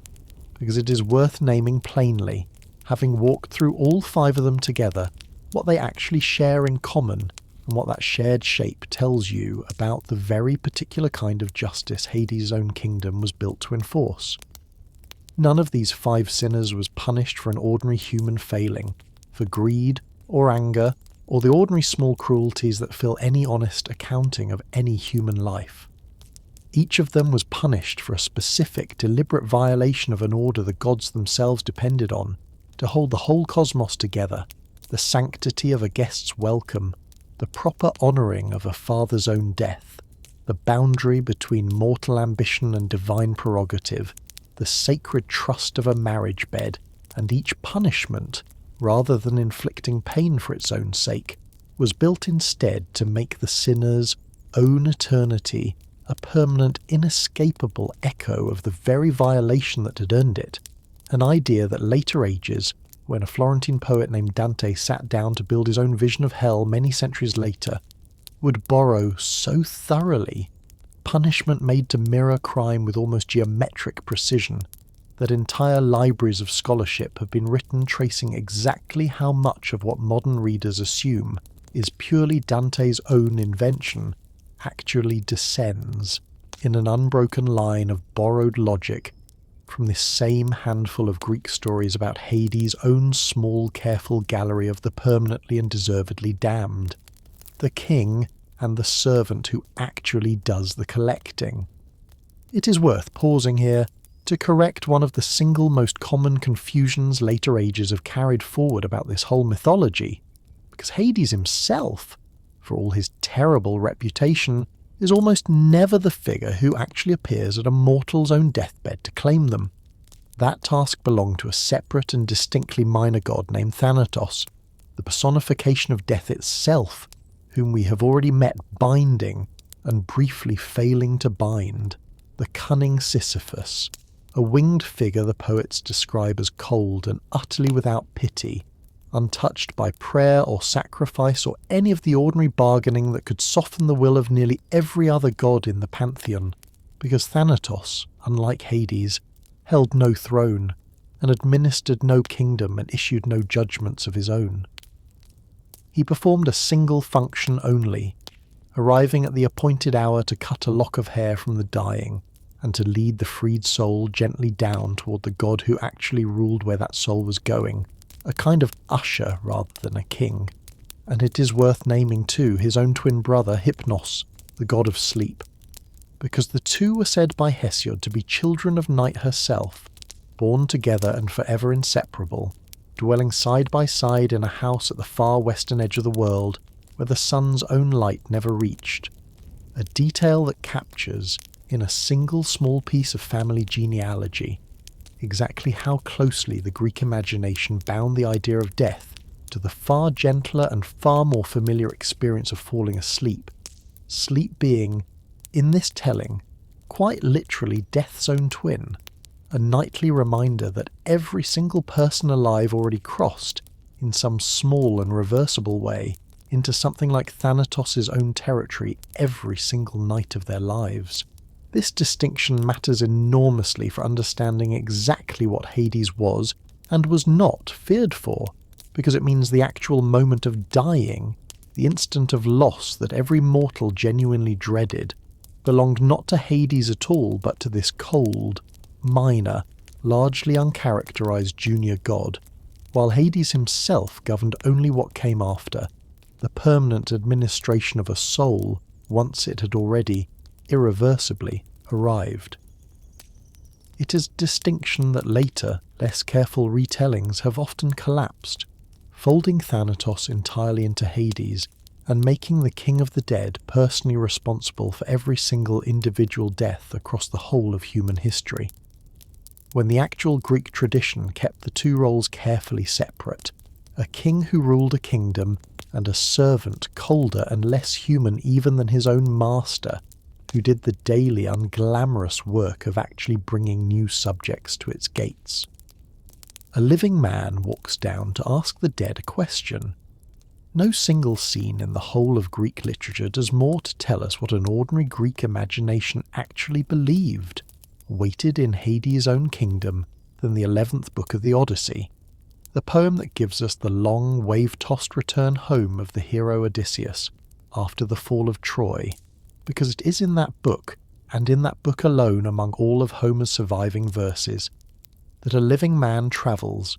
deliberately and with his own eyes wide open, down to the very edge of the land of the dead, to consult the shade of a blind prophet named Tiresias about the path his own journey home still had left to travel. Odysseus does not, in this telling, descend all the way down through Hades' own gates the way Heracles or Orpheus later would. He sails instead to the very edge of the world, where the poem tells us the sun himself never rises, to a shore of perpetual mist and darkness, and digs a trench, and pours into it offerings of milk and honey and wine and water, and sprinkles barley over the whole of it, and cuts the throats of 2 black sheep, letting their blood pour down into the pit he has dug. Because it is that blood, the poem tells us with a detail every one of us should sit with for a long moment, that the shades of the dead, bloodless and voiceless and drained of all their own former vigour, exactly as we have already discussed in the Asphodel Meadows, require before they can even speak a single coherent word to a living visitor, so that Odysseus, sword drawn, must actually hold back a great crowd of eager, silent, hungry shades from that blood until Tiresias himself has had the chance to drink from it first and deliver his own prophecy. And once Tiresias has spoken, Odysseus permits shade after shade to approach the blood in turn, and in the parade of the dead that follows, the poem gives us some of the most quietly devastating writing in the whole of ancient literature, because Odysseus meets his own mother, Anticlea, who had been alive when he sailed for Troy and who has died, we learn only now, of grief at his own prolonged absence, and he tries 3 separate times to embrace her, and 3 separate times his arms close on nothing but empty air, because a shade, however clearly it can speak, and however completely it retains the shape and voice of the person it once was, has no substance at all left to hold, a detail the poem lingers on with a plain, aching honesty that no amount of later softening has ever managed to dull. But it is another shade, further on in that same procession, who gives us the single most quoted line in the whole of this entire mythology's treatment of death, because Odysseus meets, among the crowd of the dead, the shade of Achilles himself, the greatest warrior of the whole Trojan War, a man who had chosen, in his own mortal life, a short life crowned with undying glory over a long, quiet, unremarkable old age. And Odysseus, meeting him now, tries to offer comfort, telling Achilles that he must surely rule now among the dead with the same honour and authority he once commanded among the living, and Achilles' answer, delivered without any of the hero's own famous pride, has echoed across every single century since Homer first composed it, that Odysseus should not try to console him for death, that he would rather be a hired labourer, working the land for another man, a poor man himself with barely enough to live on, than be king over the whole of the perished dead. It is worth sitting at real length with what that single line tells us about the actual heart of Greek fear where Hades was concerned, because it is not in the end a fear of torment, since Achilles, so far as the poem tells us, suffers no active punishment at all in the underworld, no wheel, no boulder, no vulture, nothing that Tartarus reserves for its handful of deliberate sinners. It is a fear of diminishment, of a life that had been, in the world above, the most vivid and the most celebrated any Greek imagination could conceive of, reduced now to a grey, bloodless shade that must beg for the blood of a slaughtered sheep before it can even manage to speak clearly, and it tells you, more plainly than any sacrifice or any averted eye or any careful euphemism ever could, exactly what the Greeks were actually afraid of when they thought about Hades' own kingdom. They were not primarily afraid of a cruel god waiting to punish them. Most of them, after all, had no particular reason to expect Tartarus rather than the Asphodel Meadows. They were afraid of ordinariness made permanent and irreversible, of a vivid, appetite-driven, sunlit existence traded forever for a colourless, diminished, whispering half-life that no glory won in the world above, not even the glory of the greatest warrior who ever lived, could do a single thing to improve. Other lands, other kings of the dead. It sharpens our whole understanding of what made the Greek underworld distinctive to set it, for a moment, beside the afterlife kingdoms that neighbouring civilizations, trading and fighting, and occasionally intermarrying with the Greek world across the very same centuries built for themselves, because every ancient culture around the Mediterranean and the Near East faced exactly the same terror of an unavoidable ending, and each one answered it with a strikingly different vision of what waited on the far side of it. In Egypt, the realm of the dead, the Duat, was ruled not by a single grim brother forced into the job by an unlucky throw of the lots, but by Osiris, a god who had himself once died, murdered and dismembered by his own jealous brother Set, and pieced back together by the devoted grief of his wife Isis, so that Osiris ruled the dead as one who had personally already crossed the very threshold his own subjects were crossing, a king who understood death from the inside in a way no Greek myth ever claims for Hades. And the journey to reach him was, in Egyptian belief, an active trial rather than a passive arrival. The deceased's own heart weighed on a scale against the feather of Maat, the goddess of truth and cosmic order, in the sight of the jackal-headed god Anubis, and a heart found heavier than that single feather, weighed down by a lifetime's accumulated wrongdoing, was fed to a monster called Amit, part crocodile, and part lion, and part hippopotamus, and devoured entirely, an ending far more absolute even than anything Tartarus offered its worst sinners, a total unmaking of the soul rather than an eternity of punishment, while a heart found lighter passed on into the field of reeds, an afterlife imagined remarkably as a more perfect and more fertile version of the very same Nile Valley the living Egyptian had already spent a whole lifetime farming, where the Greek underworld drained its ordinary dead of vigour and left them wandering a grey meadow of pale flowers. The Egyptian afterlife promised its own justified dead a continuation, brighter and easier than life itself had been, of the exact same world they had already known and loved. Further east, in the older cities of Mesopotamia, the land of the dead carried a name, Kur, or in later Akkadian texts Irkala, that the surviving poetry describes in terms even bleaker than anything the Greeks ever wrote about the house of Hades, a house of dust where the dead sit in permanent darkness, clothed like birds in feathers, eating clay for bread, and it was ruled not by a brother of the sky god the way Hades was, but by a goddess in her own right, Ereshkigal, queen of the great earth, sister to the far more celebrated Inanna,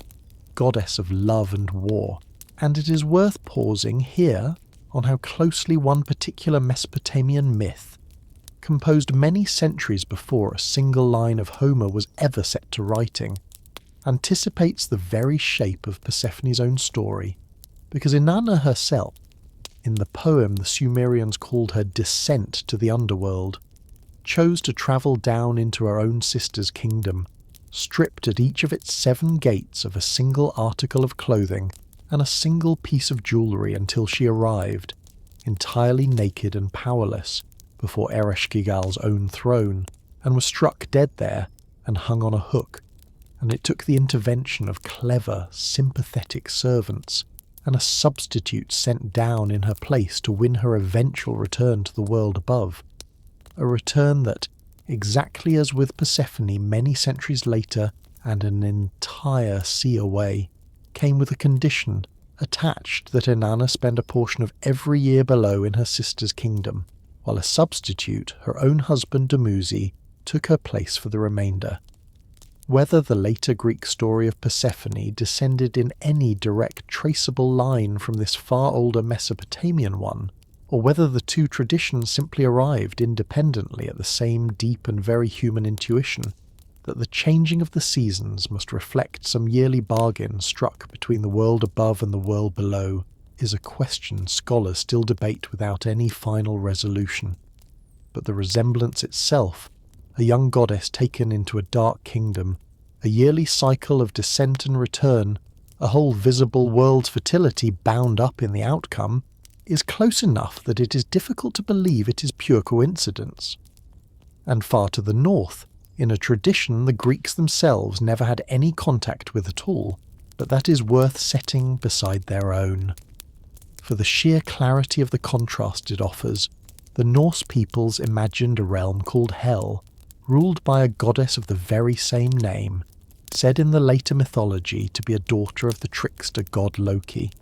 Her own body described as half the colour of living flesh and half the colour of a corpse, ruling over a cold, dim, and largely unremarkable afterlife, reserved for those who died of sickness or old age rather than in battle,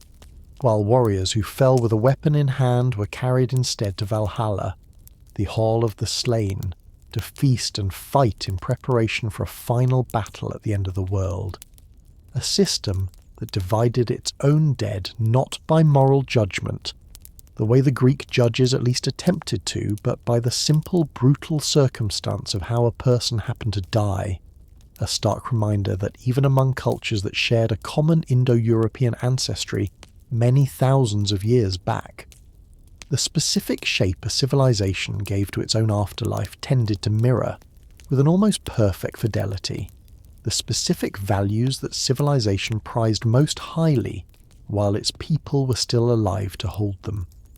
Set side by side like this, what becomes clearest about the Greek underworld is neither its cruelty, which Egypt's total annihilation of the unjust heart arguably exceeds, nor its bleakness, which Mesopotamia's House of Dust and Feathers arguably exceeds as well,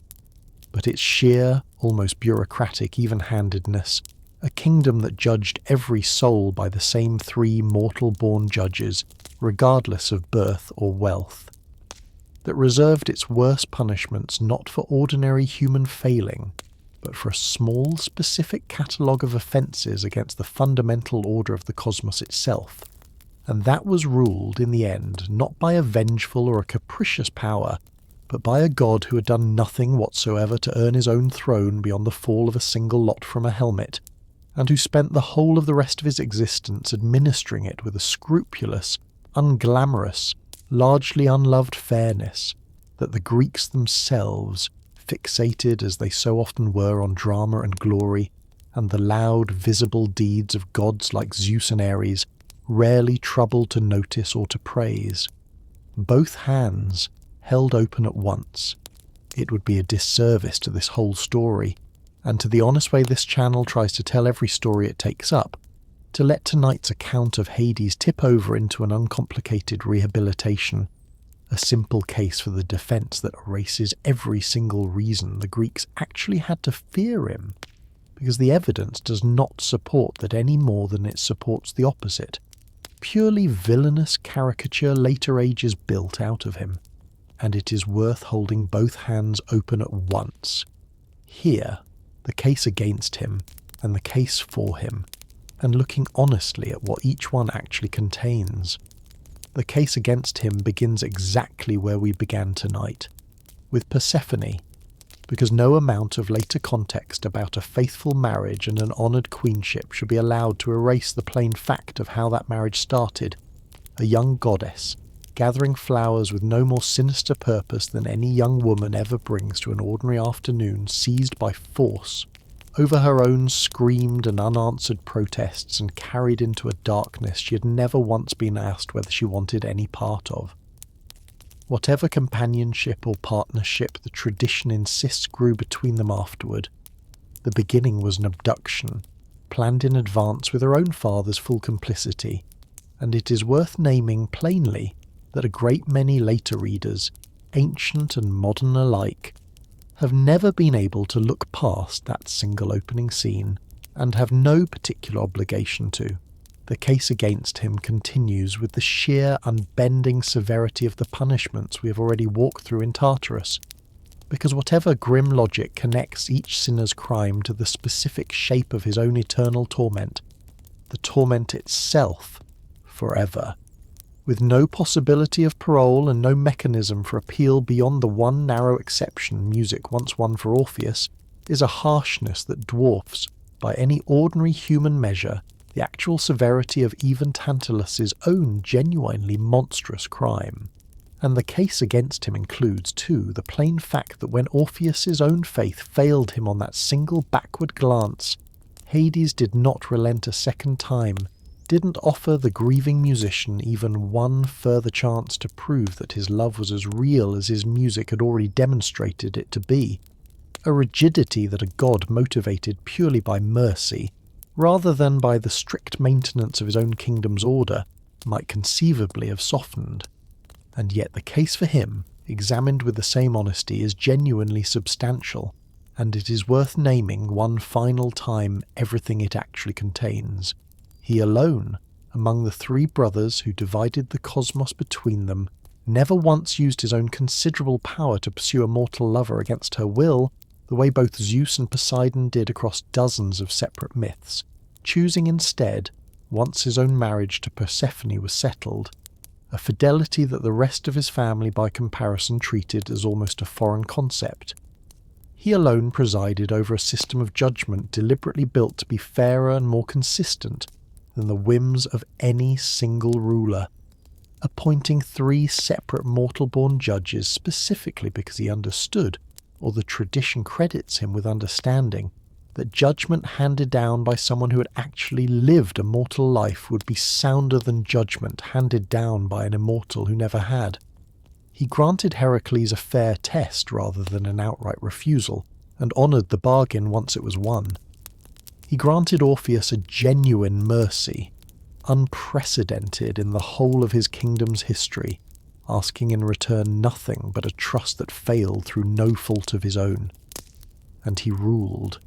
for the whole of an existence that stretched across every single generation of gods and mortals that followed him,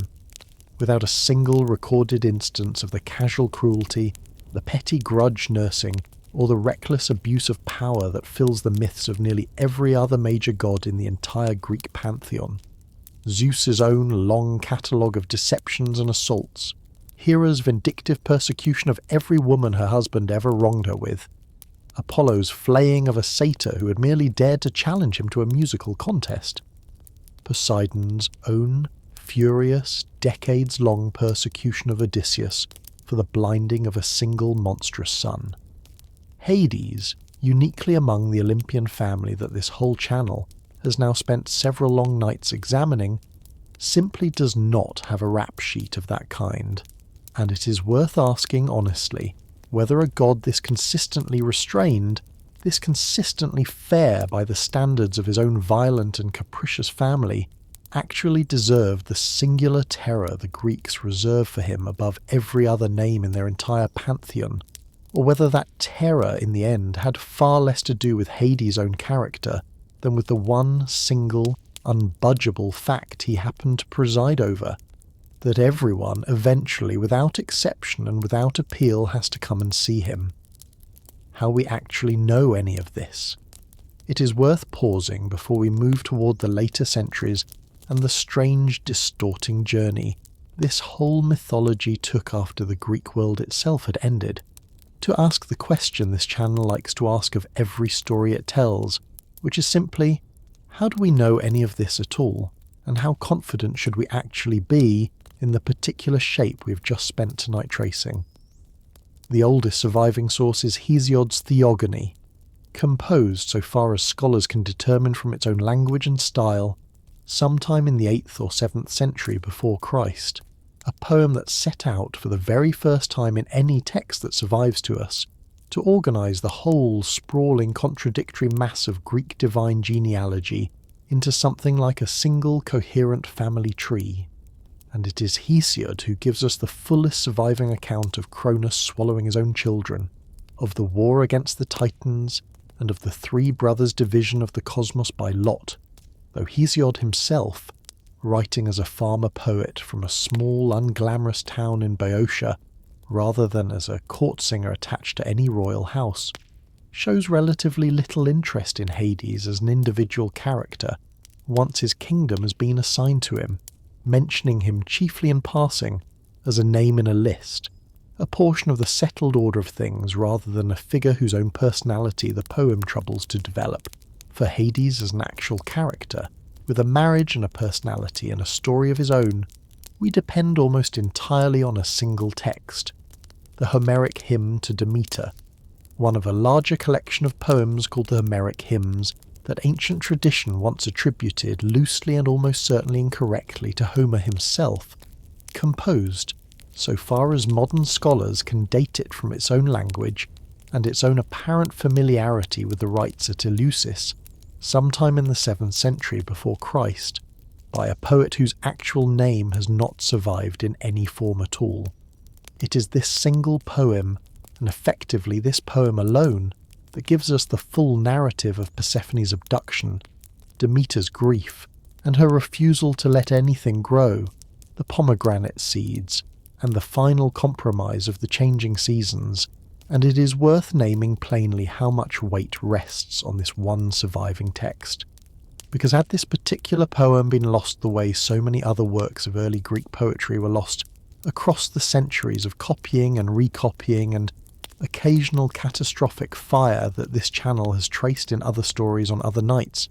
we would very likely know Persephone's own story today only in fragments and later summaries, the way we know so much of the lost material surrounding the Trojan War,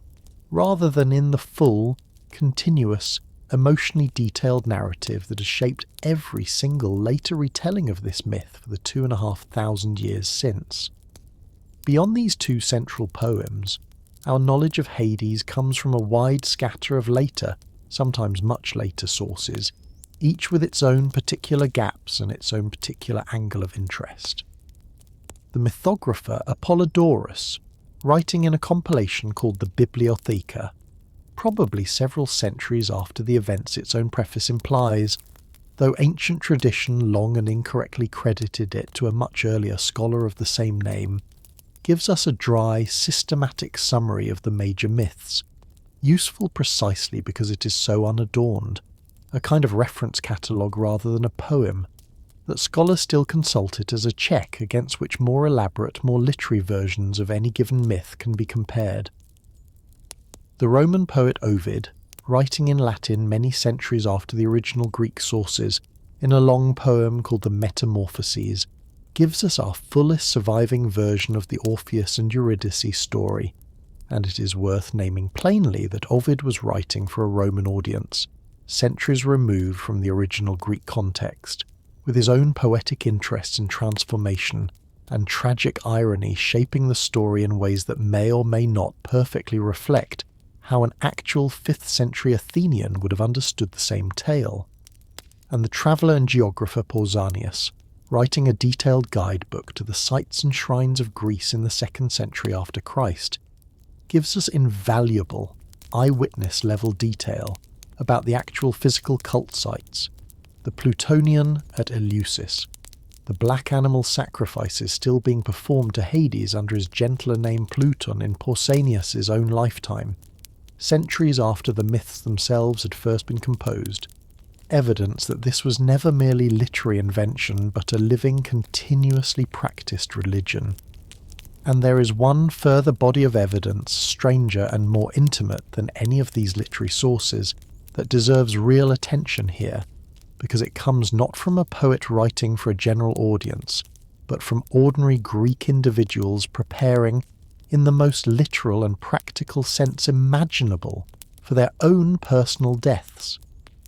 Archaeologists excavating graves across the Greek world, from southern Italy to Crete to Thessaly, spanning a period from roughly the 4th century before Christ down into the Roman era, have recovered a small but remarkable set of objects now known as the Orphic gold tablets, thin sheets of gold foil, some no larger than a fingernail, inscribed with tiny, careful lettering, and folded or rolled and buried directly with the dead, evidently placed in the mouth or the hand of the corpse itself. And what these tablets contain is nothing less than a set of practical instructions, written in the first person, as though spoken by the dead person themselves, for exactly what to do and exactly what to say upon arriving at the gates of the Underworld. Several of the best preserved tablets instruct the soul to avoid a particular spring on the left, guarded by a cypress tree,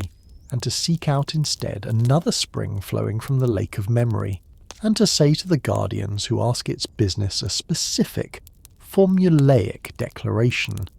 that it is a child of earth and starry heaven, but that its race is of heaven alone.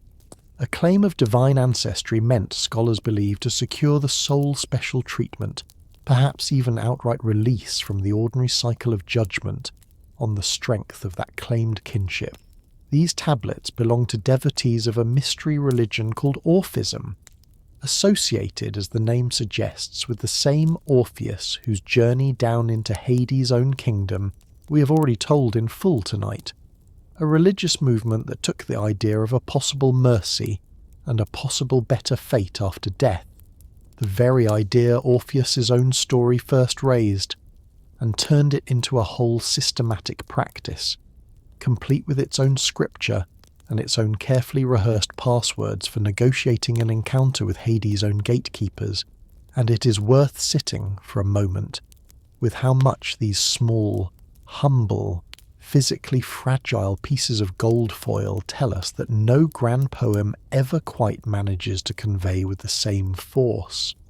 That ordinary Greek men and women, faced with the same unavoidable kingdom this whole night has been describing, did not simply accept its terrors passively. They studied it as carefully as they could and prepared for it, and carried quite literally into their own graves whatever small edge of knowledge they believed might help them navigate it a little more safely. A god renamed and slowly made monstrous. It would be easy, having spent this much of tonight building up a portrait of a restrained, rule-bound, largely sympathetic god, to assume that the fear surrounding Hades simply stayed at the level we've described. A quiet ritual avoidance, careful sacrifice, an averted eye, for as long as Greek religion itself survived, and then simply faded once that religion did. It did not fade. It grew, and it grew in directions the Greeks themselves would very likely not have recognized, and tracing exactly how that growth happened tells us something important about how much of the Hades most people carry around in their own imagination today was never actually built by the Greeks at all. The first transformation was a comparatively gentle one. When Rome absorbed the Greek world and absorbed, along with its territory, a great deal of its religion, Hades became Pluto, or in an older, more explicitly grim formulation, Dispater, the wealthy father, a direct Latin translation of the very euphemism Pluton the Greeks themselves had already been using for centuries, and the Roman version of the god retained, on the whole, the same careful, restrained character his Greek original had carried, ruling the dead with the same administrative fairness, married to the same Persephone, now called Proserpina, in a Latin retelling of her own abduction that the poet Ovid and later Claudian both told with real sympathy for her plight. Rome added little that was genuinely new to the underlying character of the god himself, mostly recombining and relatinizing material the Greeks had already produced, and it is worth naming that this is exactly what we would expect from a civilization that absorbed Greek religion largely intact, rather than reworking it to serve some entirely different set of anxieties. The real transformation came later, and came from an entirely different direction, because as Christianity spread across the very same Mediterranean world that had once worshipped Hades, and as Christian writers set out to describe the fate of the unrighteous dead in their own new religious system, they needed, in translating their own scriptures and in preaching to populations still steeped in Greek religious vocabulary, a word for the place of the dead and the Greek New Testament, composed and copied by writers working in the same language Homer and Hesiod had once composed in, simply reached for the word already sitting there waiting to be used. Hades. The Greek term appears repeatedly in the New Testament as a translation for the underworld, sometimes carrying something close to its old neutral Greek meaning, simply the realm of the dead in general, and sometimes, increasingly as Christian theology developed its own more elaborate doctrine of eternal punishment for the wicked, sliding towards something considerably darker, a place of fire and torment reserved specifically for the damned, a meaning far closer to Tartarus, the small, specific punishment ward the actual Greeks had reserved for a handful of unusually monstrous sinners, than to the broad, largely neutral kingdom that held the ordinary Greek dead in the pale, uneventful asphodel meadows. It is worth sitting at real length with how consequential this single linguistic accident actually turned out to be, because over the centuries that followed, as Christianity became the dominant religion of the very world that had once told these Greek myths, the word Hades, and with it the whole figure of the god who bore that name, gradually collapsed in the popular imagination into a single, undifferentiated category, with the Christian concept of hell and the god himself, once a scrupulous administrator presiding over judges he had not personally appointed to judge on his own authority, over a kingdom whose worst region held only a small handful of specifically deserving sinners, was gradually reimagined as something much closer to Satan, an active, malevolent tempter and tormentor personally responsible for the suffering of the damned, a transformation the actual Greek sources give us no basis for whatsoever. Hades never once, in any surviving Greek myth, tempts a mortal into wrongdoing the way the Christian devil is said to. He never once rebels against a higher power, the way Satan, in Christian tradition, is said to have rebelled against God. He accepts his own kingdom, however unwanted, with a quiet, orderly resignation entirely unlike the proud, furious defiance that defines the Christian adversary from his very first fall, and yet centuries of medieval and later popular imagination, encountering a Greek god with a dark kingdom and a monstrous three-headed dog and a name that had already, through the accident of scriptural translation, become synonymous with damnation itself, simply folded the two figures together, until the modern popular image of Hades, brooding, cruel, actively malevolent, plotting the overthrow of the good and the bright gods above him, describes a character the actual ancient Greeks never once told a single story about. It was this same gradual fusion of Greek underworld and Christian hell that gave the Florentine poet Dante Alighieri, writing his own Divine Comedy in the early 14th century, the raw material for the single most influential vision of the afterlife that any writer of any era has ever produced. A vision that borrowed directly and extensively from the Greek tradition we have spent tonight walking through, Charon still ferrying souls across a river at the very gates of hell, Minos still standing in judgment, now wrapping his own tail around himself to indicate, by the number of its coils, exactly which circle of punishment each new arrival belongs in. Cerberus still guarding a threshold, now transposed to guard the gluttonous rather than the whole of the dead in general, the very structure of graduated, mirrored punishments that Sisyphus and Tantalus and Ixion had already modelled centuries before Dante ever picked up his own pen,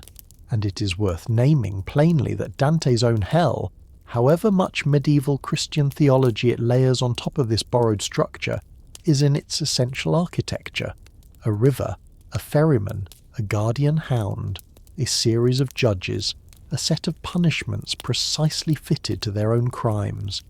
a direct descendant of Hades' own kingdom, filtered through more than 1,000 years of accumulated reinterpretation, and given a far more actively cruel and far more theologically freighted purpose than anything the original Greek sources ever assigned it. And the popular culture of our own age has, in its own way, only deepened this same drift even further. Modern retellings routinely cast Hades as a straightforward villain, plotting to overthrow Zeus and seize control of Olympus for himself, a role no ancient Greek source ever gives him even once, the animated Hades of modern children's entertainment reimagined with fire for hair and a taste for chaos and conquest that would have struck an actual ancient Athenian as almost bizarrely unrecognisable, a total inversion of a god whose defining ancient characteristic was precisely that he did not scheme, did not covet his brother's throne, did not seek any power beyond the kingdom the fall of a single lot had already given him. It has taken, in other words, roughly 2,500 years, and at least 3 distinct waves of reinterpretation, Roman translation, Christian scriptural collision, and modern popular entertainment's own hunger for a clear and simple villain, to turn a careful, restrained, largely faithful administrator of the dead into the closest thing Western popular culture now has to its own idea of the devil, and it is worth sitting, before we move toward the end of tonight's long story, with a strange irony sitting at the very centre of that whole transformation, that the actual ancient Greeks, the very people who would not speak Hades' own name aloud, who buried their offerings to him in pits rather than raise them toward any altar, who feared him more instinctively and more thoroughly than they feared any other single figure in their entire crowded pantheon, told, when they actually sat down to tell his stories in full, a version of him considerably gentler, considerably fairer, and considerably more restrained than the version every one of us has likely grown up believing was the original. The language never let him go either, and it is worth naming a few of the small ordinary ways his name survived, mostly stripped of its original mythology, into words we still use without a second thought. We speak still of tantalizing someone, borrowing directly from a starving king's own eternal unreachable fruit. We name an element, plutonium, discovered in the 20th century, and put almost immediately to the darkest use any element in the whole periodic table has ever been put to, after the same Roman name for the god of the underworld that a distant planet, Pluto, had already been given decades earlier specifically because its own cold, remote, barely visible orbit at the very edge of the known solar system seemed to astronomers a fitting home for a god who ruled so far from the light. We speak of plutocracy, a government run by the wealthy, drawing on the very same root, Plautos, that gave Hades his own gentler, safer name in the first place, a linguistic echo of the old Greek intuition that the buried wealth of the earth and the buried dead who lay beneath that same earth had always, somehow, belonged to the very same dark and patient authority, the chair that would not let go. Before we turn toward the last reflections of the night, it is worth telling one further story, less famous than Orpheus's descent or Heracles' wrestling match with Cerberus, but every bit as revealing of exactly how Hades handled the one kind of intrusion his whole restrained, rule-bound character apparently could not simply let pass, because not every visitor who came down into his kingdom uninvited came, as Orpheus had, with a musician's honest grief, or as Heracles had, with a hero's honest respect for the rules of a fair contest. Theseus, the great hero and king of Athens, and his closest friend Pirithous, king of the Lapiths, had sworn to each other, in the reckless, mutually escalating way close friends sometimes do, that each would help the other win a bride worthy of a son of Zeus, since both men, by different lines of descent, could claim that particular parentage for themselves. Theseus had already helped Pirithous abduct Helen of Sparta while she was still a young girl, years before the war that would one day be fought over her as a grown woman, and when it came time to return the favour, Pirithous, in an act of arrogance that even his own friend Theseus is said to have hesitated over, proposed that the two of them travel down into the underworld itself and steal away Persephone, queen of the dead, to become Pirithous' own wife. It is worth pausing before we tell you how this went, on exactly how audacious this plan actually was, because Persephone was not merely an unmarried mortal woman available to be won by whichever hero proved bold enough to attempt it. She was a goddess, a queen, and a wife already, married with the full, deliberate sanction of Zeus himself, and Pirithouse's plan amounted in effect to declaring open war on the entire settled order of the cosmos, seizing by force from one god's own throne room the very wife that God had been granted through the same lawful division of the universe that had given Zeus the sky and Poseidon the sea. Hades, the tradition tells us, knew exactly what the two heroes intended before they had even finished descending into his kingdom, and rather than meet their arrogance with an equal and opposite violence, striking them down the instant they arrived the way Zeus might well have done to anyone bold enough to threaten Hera in her own hall, he met it instead with a trap built entirely out of politeness, a strategy so quietly devastating that it tells you more about the particular flavour of this god's own cunning than almost any other single story in the whole tradition. He welcomed Theseus and Pirithous as honoured guests, inviting them to sit and rest and share a meal with him before any further business between them was discussed, and the two heroes, disarmed by an ordinary courtesy from a host they had come to rob, sat down together on a single stone bench he offered them, and found, the moment they were seated, that they could not rise again, their own bodies fused to the stone by a binding they had never even seen being cast, held fast not by chains or by any weapon at all, but by the simple, humiliating trap of their own presumption, sitting exactly where their own arrogance had led them and unable to move so much as an inch from it. There the two heroes remained, the tradition tells us, for years, Theseus's own flesh reportedly torn in places when he was finally freed, having grown, in some tellings, into the very stone that held him, and it was Heracles, arriving on that same 12th labour that had already brought him down to wrestle Cerberus, who finally won Theseus's release, prevailing on Hades, whom he had, after all, already dealt with fairly and honestly on the matter of the great hound, to grant one further favour to a friend of a friend, though Hades, the tradition is careful to note, would not release Pirithous under any circumstance at all, leaving the plan's own architect bound to that same stone bench for the whole of eternity, a punishment that fits the same precise, mirrored logic we have already traced through Sisyphus and Tantalus and every other resident of Tartarus, a man who had tried to seize a seat, a throne, a queen that was never his to claim, was given forever a single seat he could never rise from again. It is worth naming what this story adds to the whole portrait we have built of Hades across tonight's telling, because it shows us, for the only time in the entire surviving tradition, exactly what happened when a mortal came down into his kingdom, not with grief, and not with respect for a fair contest, but with open, calculated aggression, an actual attempt to seize his own wife by force from his own throne room,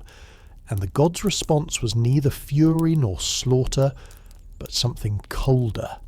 and, in its own way, considerably more frightening. Patience, courtesy extended just long enough to become a trap, and a punishment that let the offender's own presumption become the very instrument of their own undoing. It is perhaps the single clearest illustration in the whole tradition of why the Greeks feared this particular god more than his louder, more visibly violent brothers, because Zeus's anger, however terrible, was at least legible, a thunderbolt you could see coming.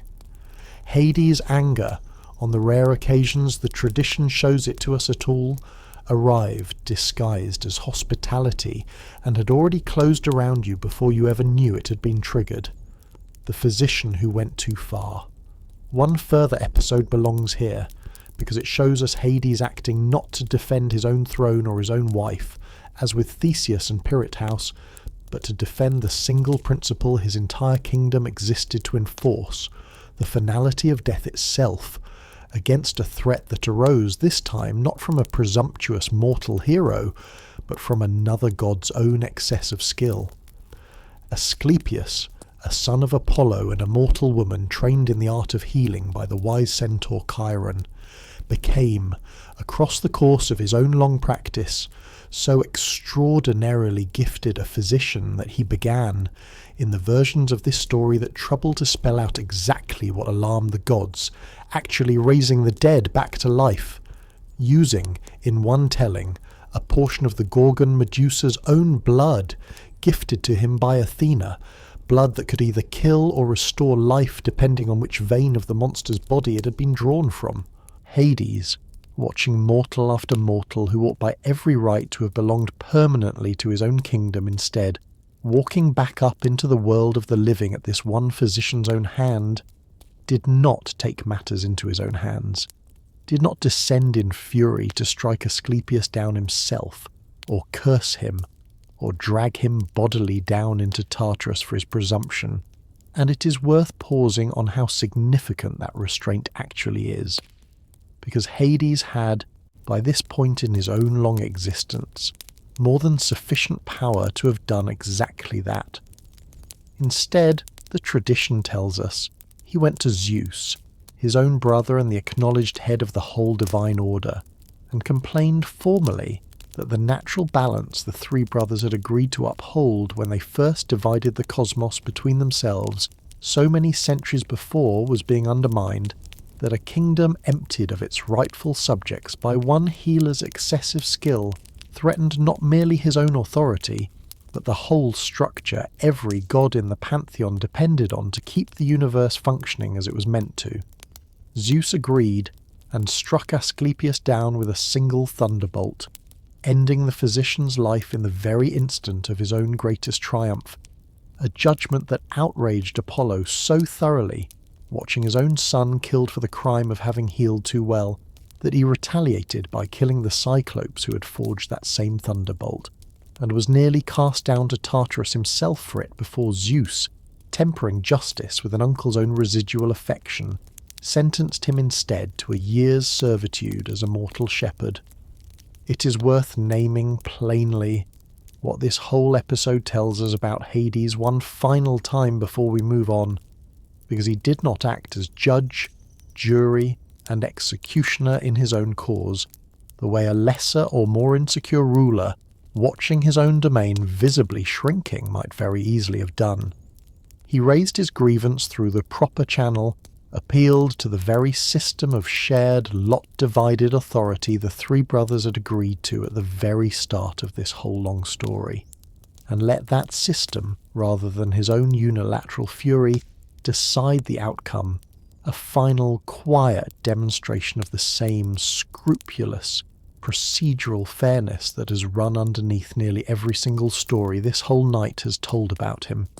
A cave that killed on contact, and a science that finally explained it. It would be easy, across a night this thoroughly given over to myth, to assume that Hades' whole kingdom existed only ever in the imagination of poets, a place mapped in verse and never once in actual stone. But that assumption would miss one of the strangest and most genuinely well-documented pieces of evidence this whole story has to offer, because the ancient world believed, with real and specific conviction, that it had located at least one actual entrance to Hades' own realm, and modern science, only within the last decade and a half, has finally explained exactly why that belief held up for so many centuries, without ever once being disproven by simple observation. At a city called Hierapolis, in what is now southwestern Turkey, not far from the famous white mineral terraces of Pamukkale, ancient visitors could pay to witness a small, unassuming grotto built into the base of a temple to Pluto, the very Roman name for Hades that we have already discussed tonight, a site the Greeks and Romans both called, in a name that translates directly as the Gate of Pluto, the Plutonion. The Greek geographer Strabo, writing in the 1st century before Christ, and describing the site from his own personal observation, tells us that any living creature that entered that grotto, birds, dogs, bulls led in for the purpose, died almost instantly, collapsing the moment they crossed its threshold, while the priests who tended the shrine, eunuch attendants of the goddess Cybele, known as the Galli, could walk into that same grotto and emerge again unharmed, a feat that ancient visitors understood, and that the priests themselves apparently encouraged everyone to understand as proof of a genuine divine protection, evidence that these particular servants of the Underworld's own gate had been granted a special dispensation by the god whose threshold they guarded. For nearly 2,000 years, this remained a matter of religious wonder rather than scientific explanation, until archaeologists working at the site in the early 21st century, led by an Italian researcher named Francesco D'Andrea, excavated the grotto in full and brought modern gas monitoring equipment down into it, and found exactly what a careful modern scientist, rather than an awestruck ancient pilgrim, would expect to find. The cave sits directly above a geological fault line that vents carbon dioxide gas up from deep within the earth. In concentrations high enough, close to the ground, to kill any animal that breathes it for more than a few minutes. Concentrations that measurements taken at the site even now record as lethal to birds and small mammals within a matter of seconds. And the priest's own apparent immunity, far from any genuine divine favour, turns out to have depended on a piece of practical empirical knowledge passed down, we can assume from priest to priest across generations of tending that same shrine. Carbon dioxide, being heavier than air, pools close to the ground and thins out rapidly with even a small amount of height, so that a priest who understood exactly how high above the cave floor he needed to hold his own head could walk into a chamber that would kill a bull standing on all four legs at floor level and walk back out again alive, appearing to every ordinary visitor watching from a respectful distance to have simply shrugged off a god's own lethal breath.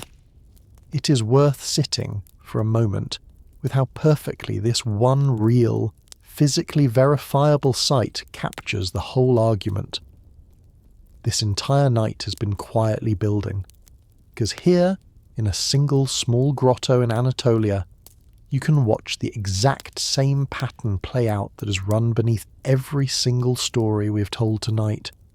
A real, natural, and in this particular case genuinely lethal phenomenon, poorly understood by the people encountering it, given the shape and the name of the one god whose kingdom seemed the most fitting explanation for it,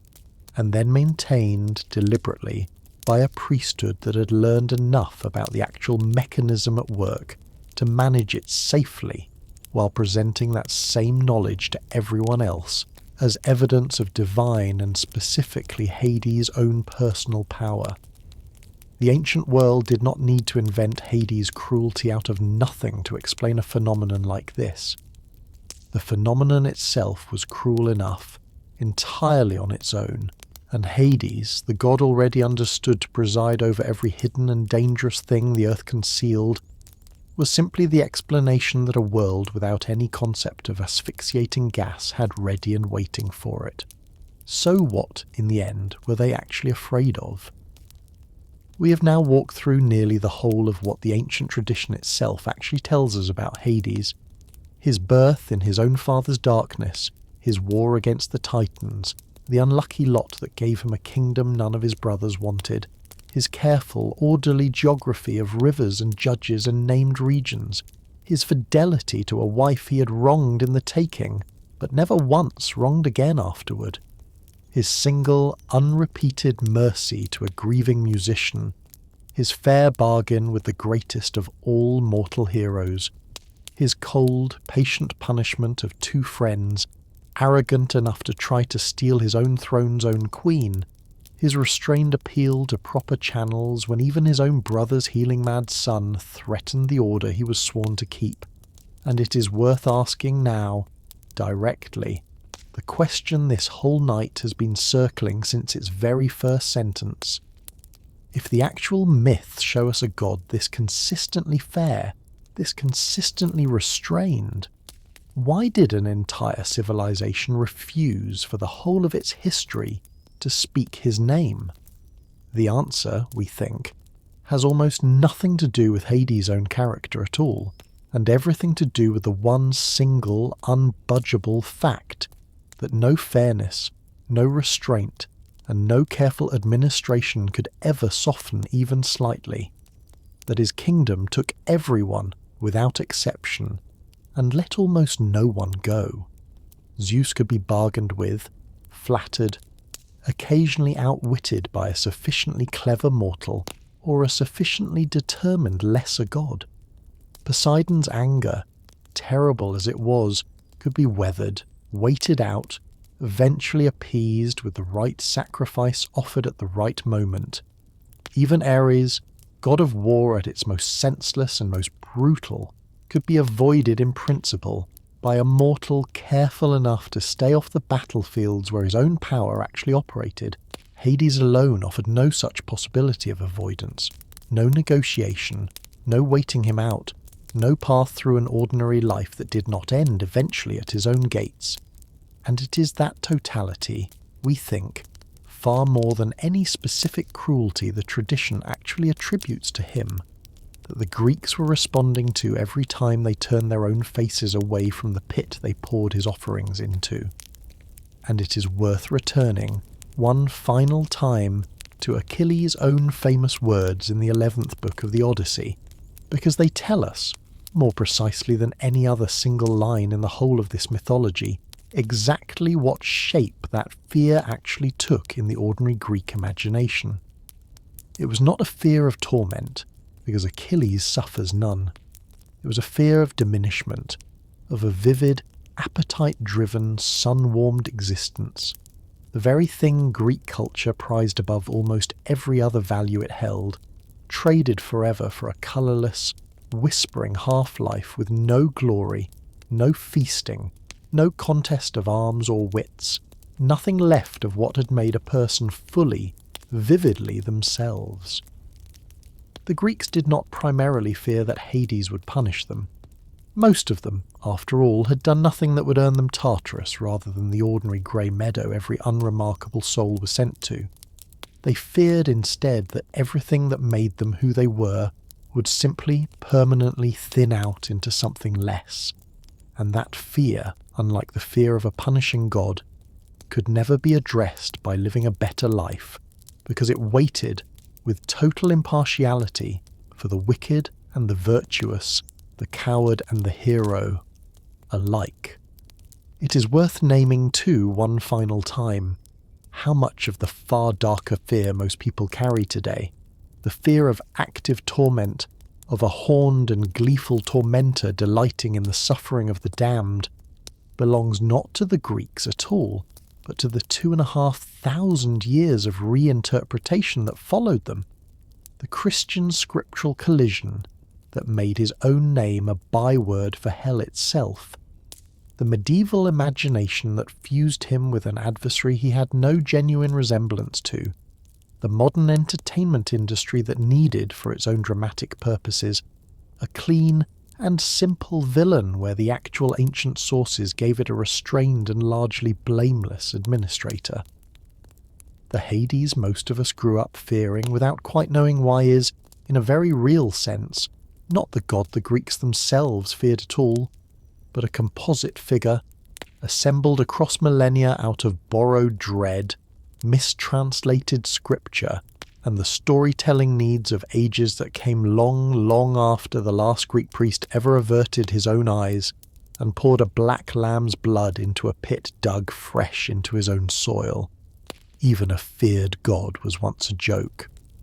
It is worth naming, before we move toward the last hours of tonight's long story, that the Greeks themselves did not always approach Hades with the trembling solemnity this whole night has, so far, mostly shown you,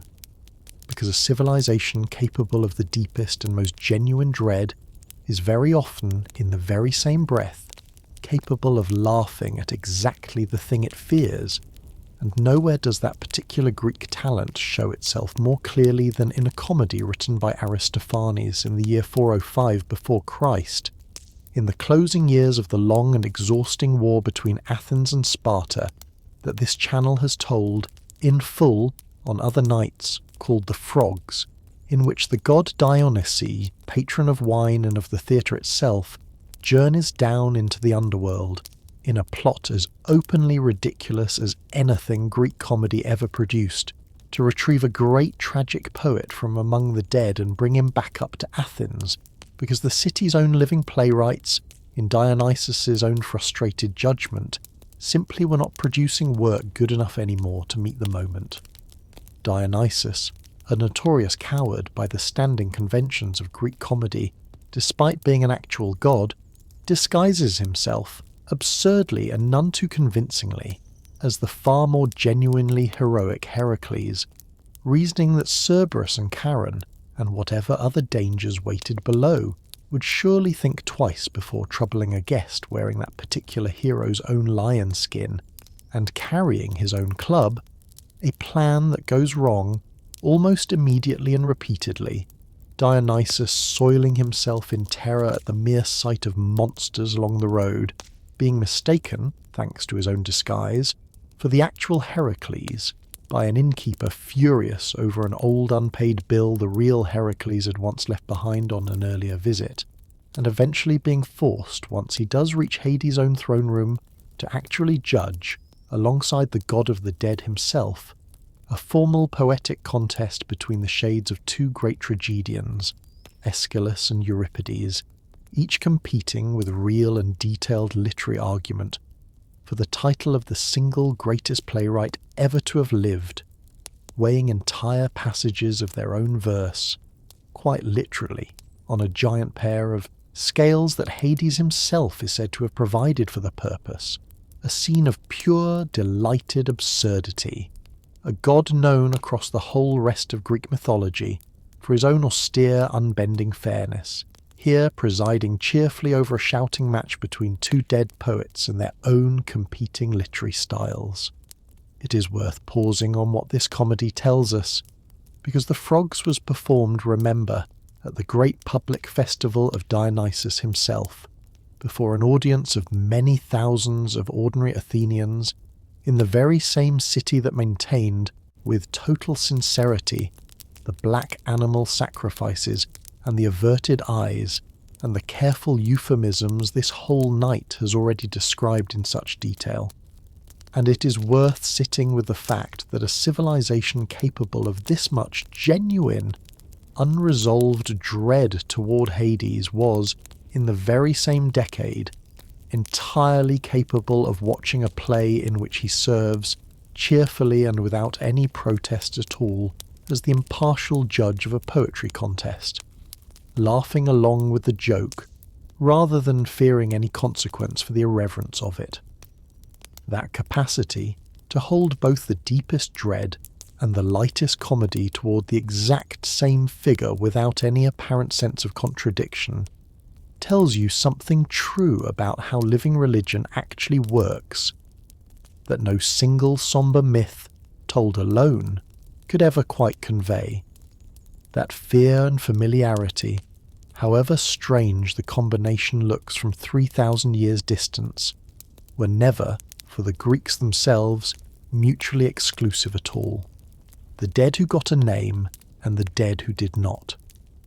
There is one further ledger this whole night has not yet opened, and it is the ledger this channel makes a habit of opening before it lets any story close, the ledger of whose deaths, in the end, actually got remembered,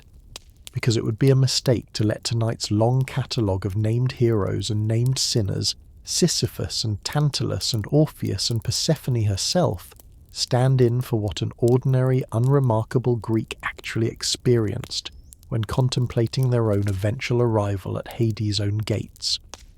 The overwhelming majority of the Greek dead were never Achilles,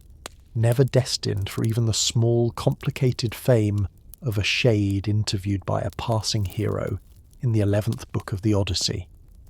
They were farmers and weavers, and the same anonymous captive women whose ordinary, uncelebrated labour this channel has already traced in other stories on other nights through the cold administrative ledgers of Bronze Age palace archives, and their own arrival in the underworld earned them nothing more than an unremarked place among the pale, whispering crowd of the Asphodel Meadows, remembered by no epic, judged by 3 mortal-born kings who had no particular reason to know or care who they had been in life, and forgotten within a generation or 2 at most by every living relative who might otherwise have kept their own memory current in the world above. And it is worth naming plainly that the Greeks themselves understood this inequality and built an entire elaborate structure of memorial practice specifically to fight against it, because a grave marker, a stone stele carved with a name and sometimes with an image of the deceased at their own most flattering and most characteristic moment, a hunter with his dog, a mother with her child, a soldier with his shield, existed for exactly one purpose: to make sure that whoever walked past that grave in the years and decades after the burial would speak the dead person's own name aloud, even if only in passing, even if only to a companion asking who the stone belonged to, because the Greeks believed, with a conviction this channel has found running through nearly every culture it has ever examined, that a name spoken aloud by the living was itself a kind of small, temporary victory against the very diminishment Achilles himself had described with such bitterness, a soul in the Asphodel Meadows perhaps drawing some faint unspecified comfort. The tradition never quite says exactly how, from being remembered by name in the bright world it could no longer walk in. Wealthy families could afford elaborate stone monuments, sculpted reliefs, whole family burial plots along the roads leading out of every major city, roads the Greeks called, with a bluntness this channel has always admired, the streets of the tombs, while poorer families managed only a simple marker or a small clay vessel, or in the very poorest cases nothing durable at all, a burial mound of ordinary earth that the passage of even a single generation's worth of rain was often enough to level flat and anonymous again, so that the same inequality that governed how a person lived, wealth and status and the accident of a fortunate birth, followed them quite directly into how long and how well they were remembered after they had already crossed the Acheron and left every material advantage of their own former life behind them on its near bank. It is worth closing this particular ledger before we move toward the last hours of tonight, with the observation that Hades' own kingdom, for all its careful, rule-bound fairness in matters of judgment and punishment, offered no remedy at all for this particular inequality, because the 3 judges weighed a soul's own conduct, not the wealth or the poverty of the family left behind to mourn or forget it,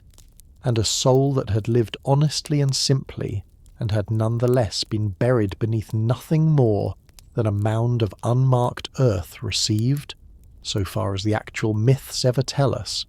exactly the same grey, whispering half-life in the Asphodel Meadows as a soul remembered for centuries in stone and song, judged fairly by Hades' own appointed judges, and yet, in the one currency the living world above still had any power to grant the dead, remembered by absolutely no one at all, a note on chance and on choice. It is fair to ask, at the close of a story this old and this tangled, the question this channel has learned to ask at the end of nearly every long night it spends in this room: did any of this have to happen the way it came down to us? Or could the whole shape of this particular fear have settled, just as easily, in some entirely different pattern? And the honest answer, as it very nearly always is, has 2 halves standing inside it at once. There was chance in it,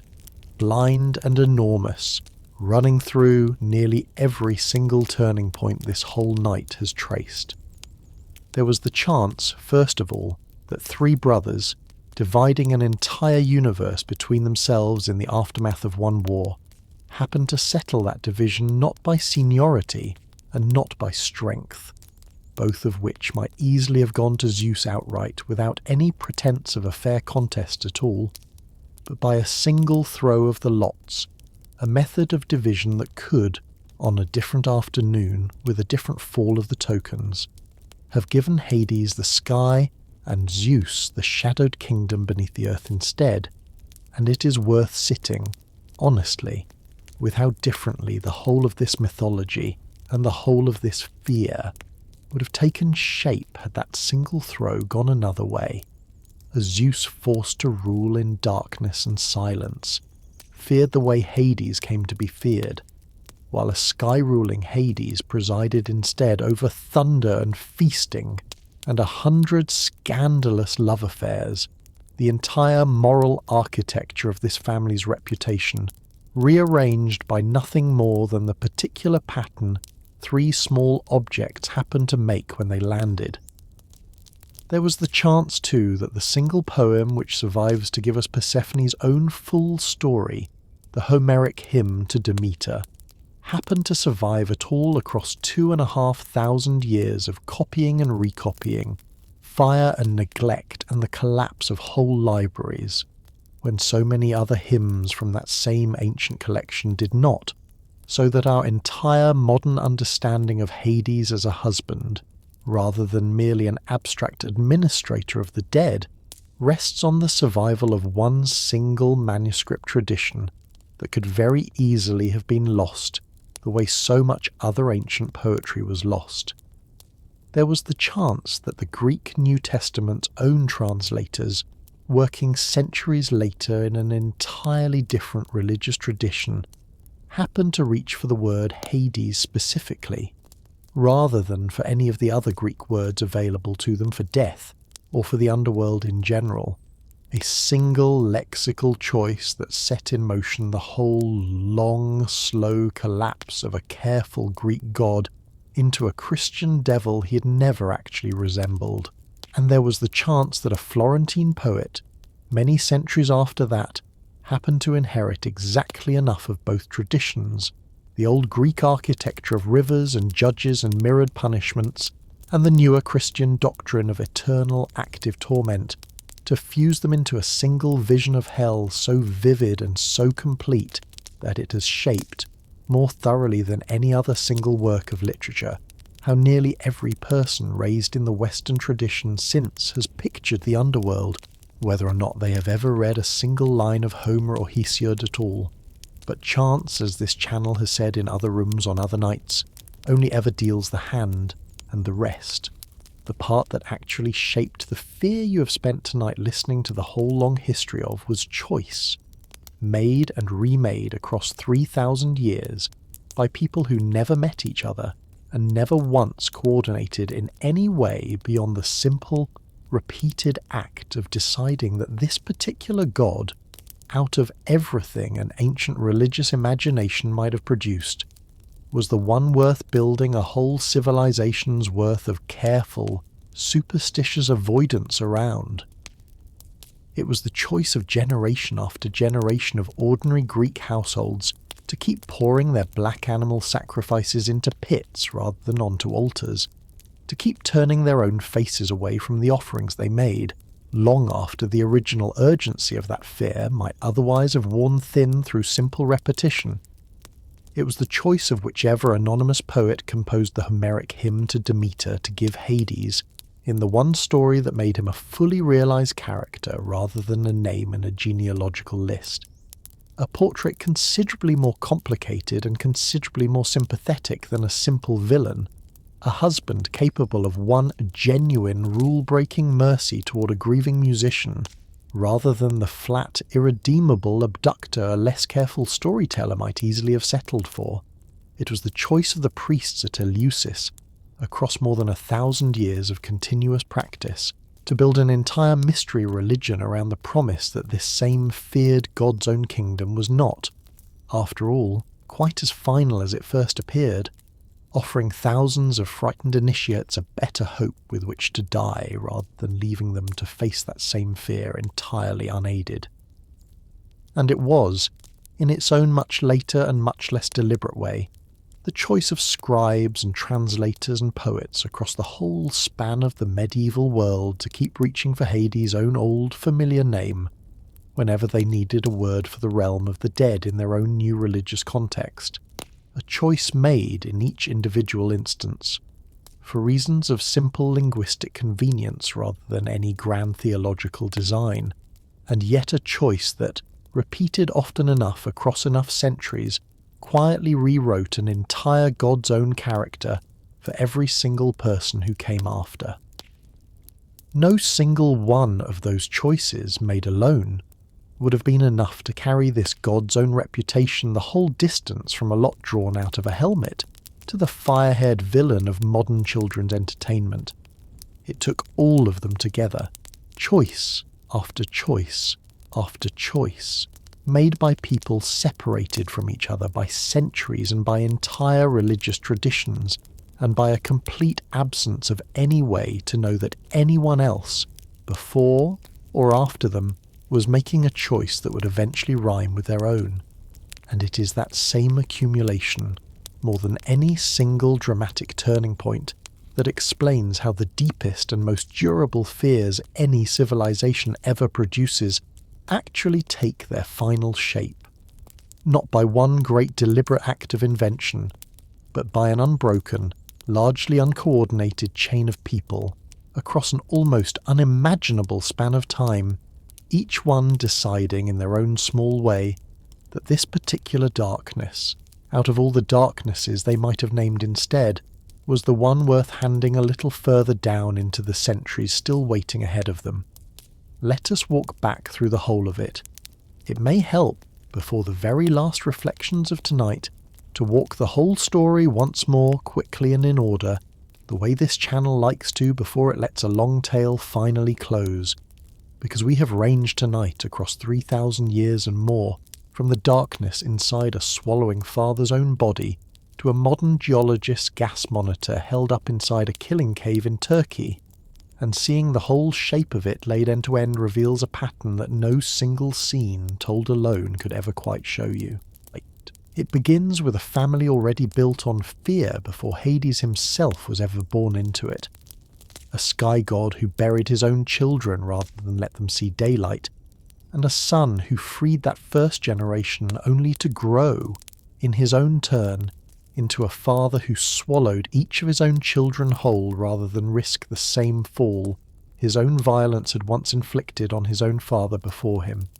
It gives us Hades as the fourth of those children and the first of the sons, swallowed into a total lightless darkness that was, so far as the tradition ever tells us, his very first experience of existing at all, and it gives us his eventual freedom bought not by his own effort, but by a sixth child, Zeus, hidden away and raised in secret specifically to end a pattern 3 generations of this family had already repeated without ever once questioning it. It gives us 10 years of war against the Titans, fought at Hades' own brothers' sides with a courage the tradition never once doubts, and a single quiet gift, a helmet that granted invisibility rather than thunder or storm, that suited from the very first moment he owned it, the kind of god he would spend the whole rest of eternity being. And it gives us, at the very centre of this whole opening act, 3 brothers standing together after a war they had won only by cooperating, choosing, in a genuine and remarkable break from everything their own father and grandfather had ever practiced, to divide the entire universe between themselves not by force, but by the fall of a lot from a helmet, a single throw of chance that gave one brother a golden mountain and admiring crowds, and gave the other a kingdom of silence that almost none of his own family would ever willingly visit him in. It moves from there into the kingdom itself, mapped with a precision no vague or formless fear could ever produce. 5 rivers each carrying its own particular weight of meaning. An old ferryman who would carry no soul across his own water without the smallest of coins as payment. A 3-headed hound bred specifically to keep the dead from ever finding their own way back up into the light. 3 mortal-born judges chosen because they alone, having lived and died themselves, understood what an actual human life actually required of the people living it. A grey and largely uneventful meadow waiting for the overwhelming majority of the ordinary dead, and a much smaller, much darker pit reserved only for a handful of mortals who had committed offences so severe that the gods themselves felt personally insulted by them. It gives us the taboo that opened tonight's whole telling, a name too dangerous to speak aloud, a gentler name, Pluton, built from the very same word for wealth that tied this feared god of endings. Quietly and without any contradiction the Greeks themselves ever seemed to notice, to the buried seed corn and the buried silver that made the whole of Greek agricultural and economic life possible in the first place. It gives us Persephone, gathered up from a field of flowers in an act of violence that no amount of later context should ever be allowed to soften, and a mother's grief so total that it nearly starved the whole of humanity before Zeus was finally forced to intervene, and a single eaten pomegranate that bound a reluctant bride permanently, by a logic older than any court's ruling, to the very kingdom she'd been trying to leave, and a yearly compromise that the Greeks came to believe explained the changing of their own seasons, and an entire religious institution, built at Eleusis and sustained for well over 1,000 years, that turned this one story of loss and partial return into the single most concrete promise of hope the whole of Greek religion ever offered its own frightened dying. It gives us a musician who walked down into that same kingdom alive and sang a grief so total that even the Furies wept and won, for the only time in the whole of this mythology, an exception to the one law that governed absolutely everything else there. An exception that failed not because the god who granted it reneged on his own word, but because a grieving mortal's own faith could not quite survive the final few steps of an impossibly difficult journey. It gives us the greatest of all mortal heroes, welcomed as an honest guest rather than driven off as a thief, set a fair test rather than an outright refusal, and honouring on both sides a bargain that asked nothing more than good faith honestly kept. It gives us a small gallery of the deliberately damned, a king who tried to outwit death itself and was condemned to labour forever, at a task that could never produce any lasting result. A king who tested the god's own knowledge with his own murdered son and was condemned to stand forever surrounded by food and water he could never once actually touch. A would-be seducer bound to a wheel that never stops turning. A giant pinned beneath a liver that regrows exactly as fast as it's devoured. And 50 sisters carrying water forever in jars that were never built to hold it. Each punishment matched, with an almost mathematical precision, to the exact shape of the crime that had earned it. A logic that a Florentine poet, many centuries later, would borrow so thoroughly that the modern popular idea of hell owes this small, quiet Greek god considerably more than most people who fear that idea have ever been told. It gives us two friends whose own arrogance led them to attempt the one theft this whole kingdom couldn't simply overlook, met not with fury, but with a courtesy so quiet and so devastating that it became, itself, the very trap that held them.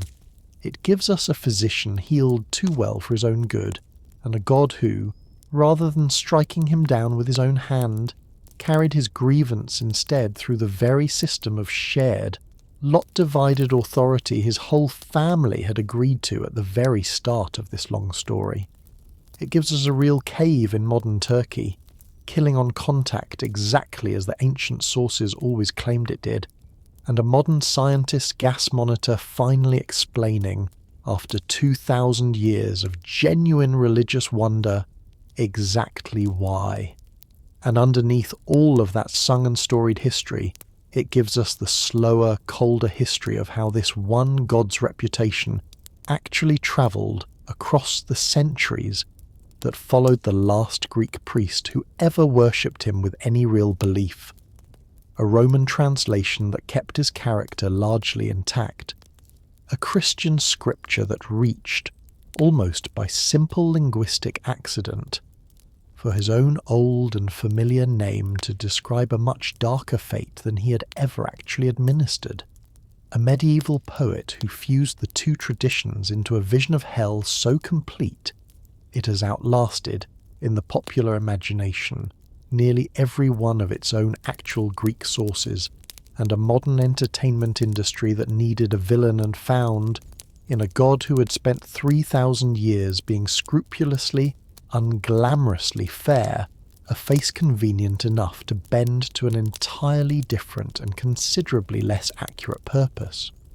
Walk it in that order, the myth and the history laid side by side, and you can see something that neither telling, offered alone, quite reveals.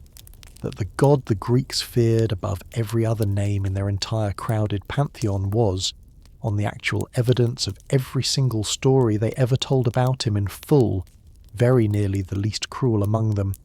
and that the fear itself, real and total, and carried in careful, superstitious practice across every century of Greek religious life, was never really a judgment on his own character at all, but a simple, honest, entirely reasonable human response to the one single fact about his kingdom that no amount of fairness could ever soften, that it waited,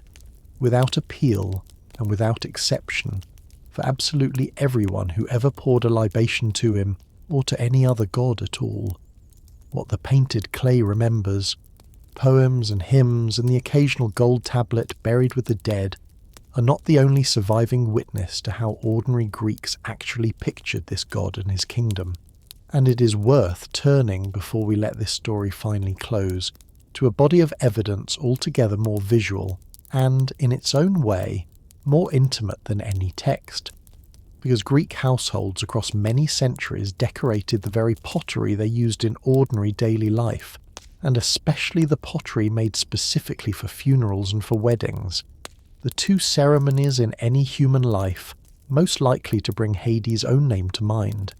with scene after scene drawn directly from the stories we have spent tonight telling in full. A particular class of tall, narrow vessel called a lekithos, made specifically to hold the oil poured out as an offering at a grave, survives by the 1,000 from Athens alone, many of them painted, in a delicate technique using a white slipped background rather than the ordinary black or red figure style used for household pottery, with scenes meant to comfort rather than to terrify the mourners who carried them out to the cemetery. The dead shown seated calmly, receiving offerings from grieving family members painted smaller and clearly still living, or standing at the very bank of a river that can only be the Acheron, waiting, without any evident distress, for a boat and a boatman that later inscriptions and later literary sources make unmistakably clear is meant to be Charon himself, an old man leaning on his own pole exactly as the poets describe him, his boat drawn low and simple, and it is worth pausing on how consistently gentle these particular images actually are, because a culture genuinely gripped by nothing but terror at the thought of its own dead crossing, that river would very likely not have chosen to paint that exact crossing over and over again on the very vessels carried out to comfort grieving families at the graveside. These images functioned, art historians who study them now generally agree, less as warnings and more as a kind of visual reassurance, a way of picturing the crossing as calm and ordinary, and safely managed by a figure whose whole function, however unsettling in the abstract, was simply to see every soul safely and fairly to the far bank rather than to torment anyone waiting to make that same crossing themselves.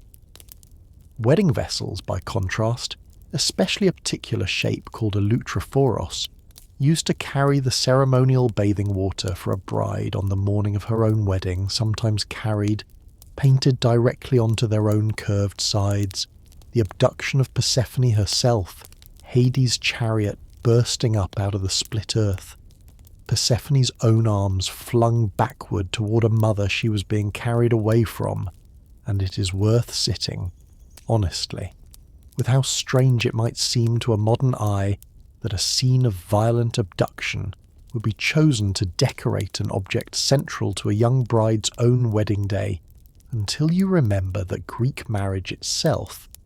arranged in the overwhelming majority of cases by fathers rather than chosen by the young women actually entering into it,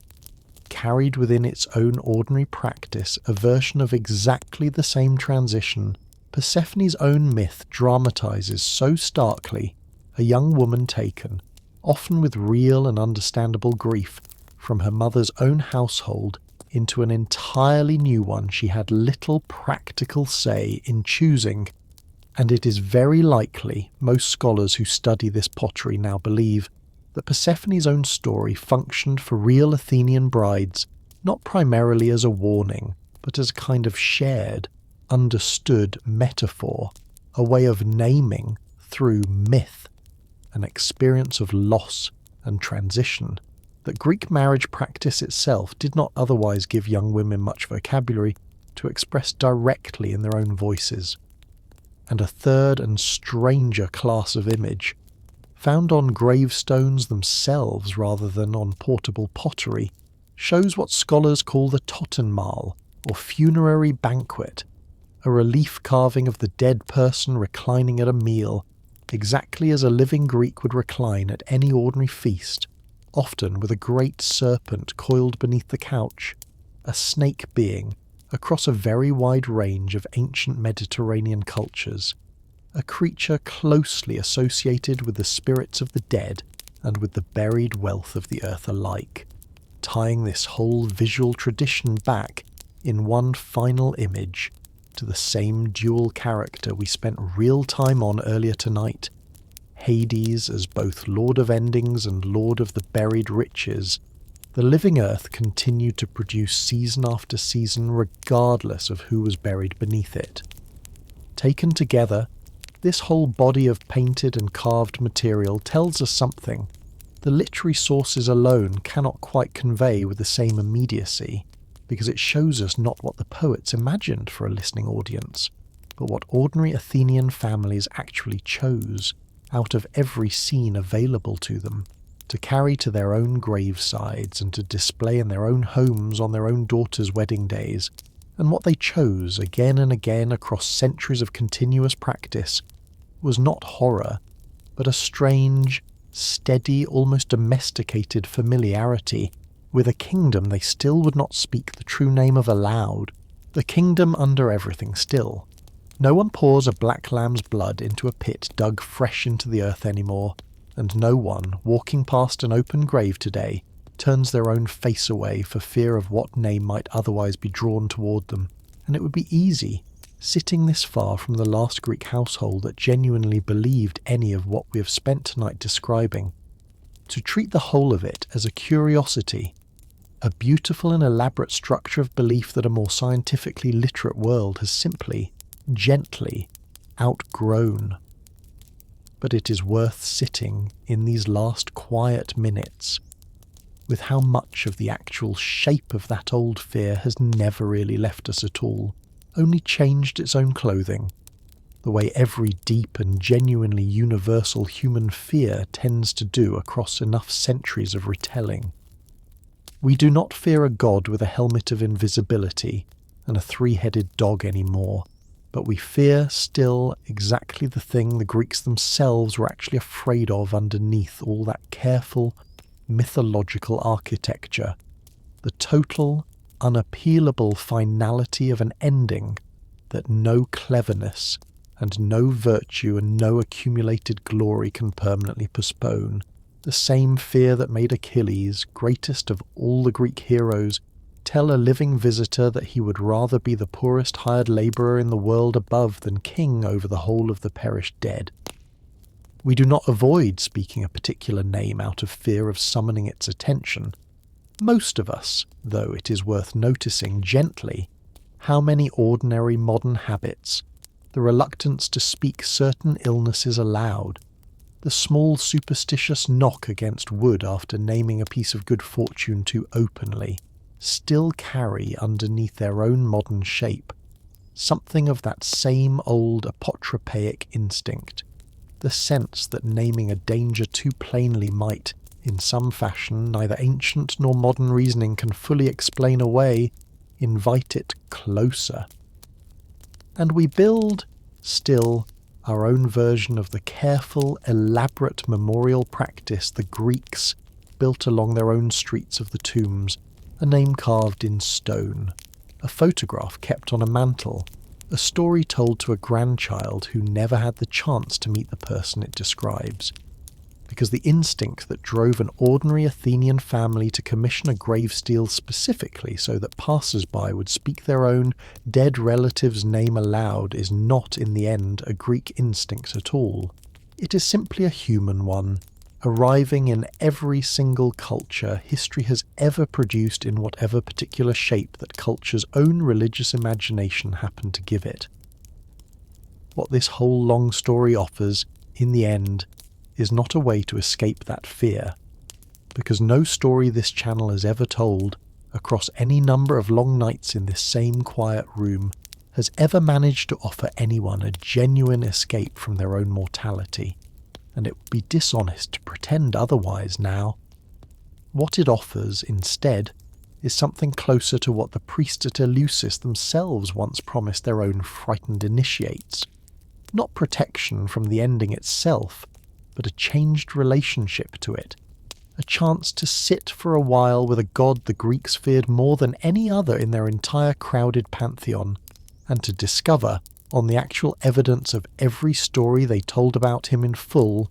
a figure considerably more restrained, considerably more fair, and considerably more capable of an unexpected mercy than the fear itself ever really allowed for. Hades never once, in 3,000 years of surviving myth, delighted in anyone's suffering. He administered a system he had not built and had not asked to rule, with a scrupulous, unglamorous consistency that his own louder, more celebrated brothers rarely bothered to match. And the one time an entire kingdom's worth of grieving mortals sat down to build a religion, asking that same feared god for comfort rather than avoidance, at Eleusis, across more than 1,000 years of continuous practice, he appears to have given it to them, however carefully guarded and however deliberately mysterious the actual details of that comfort were kept. Whatever is waiting for any of us, whatever any of us privately believe or do not believe about what comes after the last breath finally goes still, there is something worth carrying out of this particular story and into your own sleep tonight, and it is simply this, that the darkness the Greeks feared most, the one name in their entire pantheon they would not speak aloud, turned out, on the closest and most honest examination 3,000 years of scholarship could give it, to be governed not by cruelty but by order, not by malice but by an unglamorous and largely thankless fairness, and that even a kingdom built entirely around the single least negotiable fact in the whole of existence still found room, in its own quiet way, for a faithful marriage, for a fair contest honestly kept, and for one unrepeatable, rule-breaking mercy granted to a grieving man who did nothing more than sing the truth of his own loss as beautifully as he possibly could. A closing roll call. Before we let the horse of this story rest and the last torches along that ancient road to Eleusis finally gutter out, it is worth naming once more and in turn everyone whose own choices carried this particular fear and this particular fairness. The whole distance from a swallowing father's own darkness to the quiet room you're lying in tonight. There was Cronus, who swallowed his own children out of a fear he never once questioned, and gave the god of this whole story his very first understanding of what a total, lightless darkness actually felt like, centuries before any kingdom of shadows was ever his to rule. There was Rhea, who finally broke that same pattern with nothing more than a wrapped stone and a mother's own desperate courage,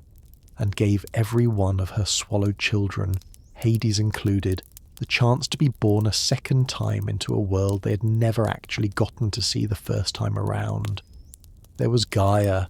grandmother to this whole quarrelsome family,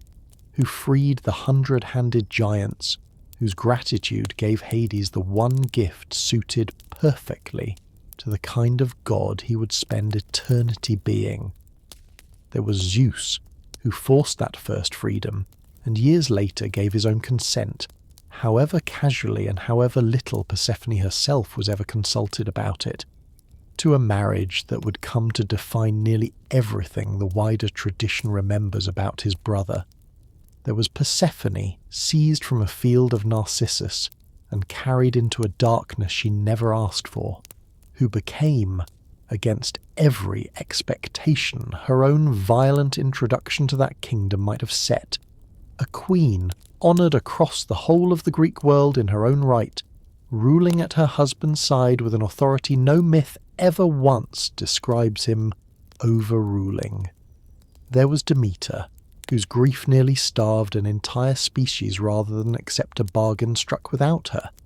and who reminded every god listening in the plainest possible terms exactly how much power a mother's own refusal could still hold even against the will of the king of the gods himself.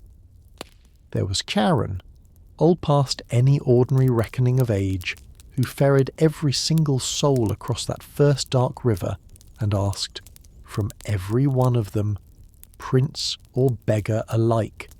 nothing more or less than the same small coin. There was Cerberus, 3 heads and a serpent's tail, who held a single line absolutely firm for the whole of his long watch, and failed only once, for the length of a single grieving song. There was Minos, and Rhadamanthus, and Aeacus, 3 mortal kings elevated to judge exactly the kind of lives they themselves had already lived, weighing each new arrival with a fairness that asked nothing of birth or of wealth, only of conduct honestly reckoned. There was Orpheus, who walked down into a kingdom no living man had ever willingly entered before him, and sang and won, however briefly, an exception that no threat or bribe or force had ever managed to win from that same throne before or since. There was Heracles, who came asking rather than taking, and left having kept every single word of a bargain fairly struck. There was Sisyphus, whose own cleverness earned him an eternity spent proving over and over that cleverness alone was never going to be enough. There was Tantalus, whose own arrogance earned him a hunger and a thirst that could never once be satisfied. There was Theseus and Pyrrhus' house, whose own presumption earned them a single stone seat that would not let either one of them rise from it. There was Asclepius, who healed too well for his own good, and Apollo, who mourned him, and Zeus, who was asked by a brother who might easily have acted alone to judge the matter fairly instead. And there was Hades himself, who did not choose his own kingdom, and did not build it, and did not ask for the fear that has followed his own name across 3,000 years of telling and mistelling both, and who ruled it anyway, patiently, unglamorously, and by the honest measure of every single story that has survived to tell us what he actually did rather than what later ages simply assumed he must have done. More fairly than almost anyone else in his entire quarrelsome, thunder-wielding, philandering family ever managed to rule anything at all. 2 small stains on a mostly clean record. It would be dishonest, having praised Hades' own fidelity at some length earlier tonight, to let that praise stand entirely uncomplicated, because a small handful of later, less securely dated traditions do attach to him 2 brief and minor infidelities, and a fair telling owes you both of them before we close. The first involved a nymph named Minty,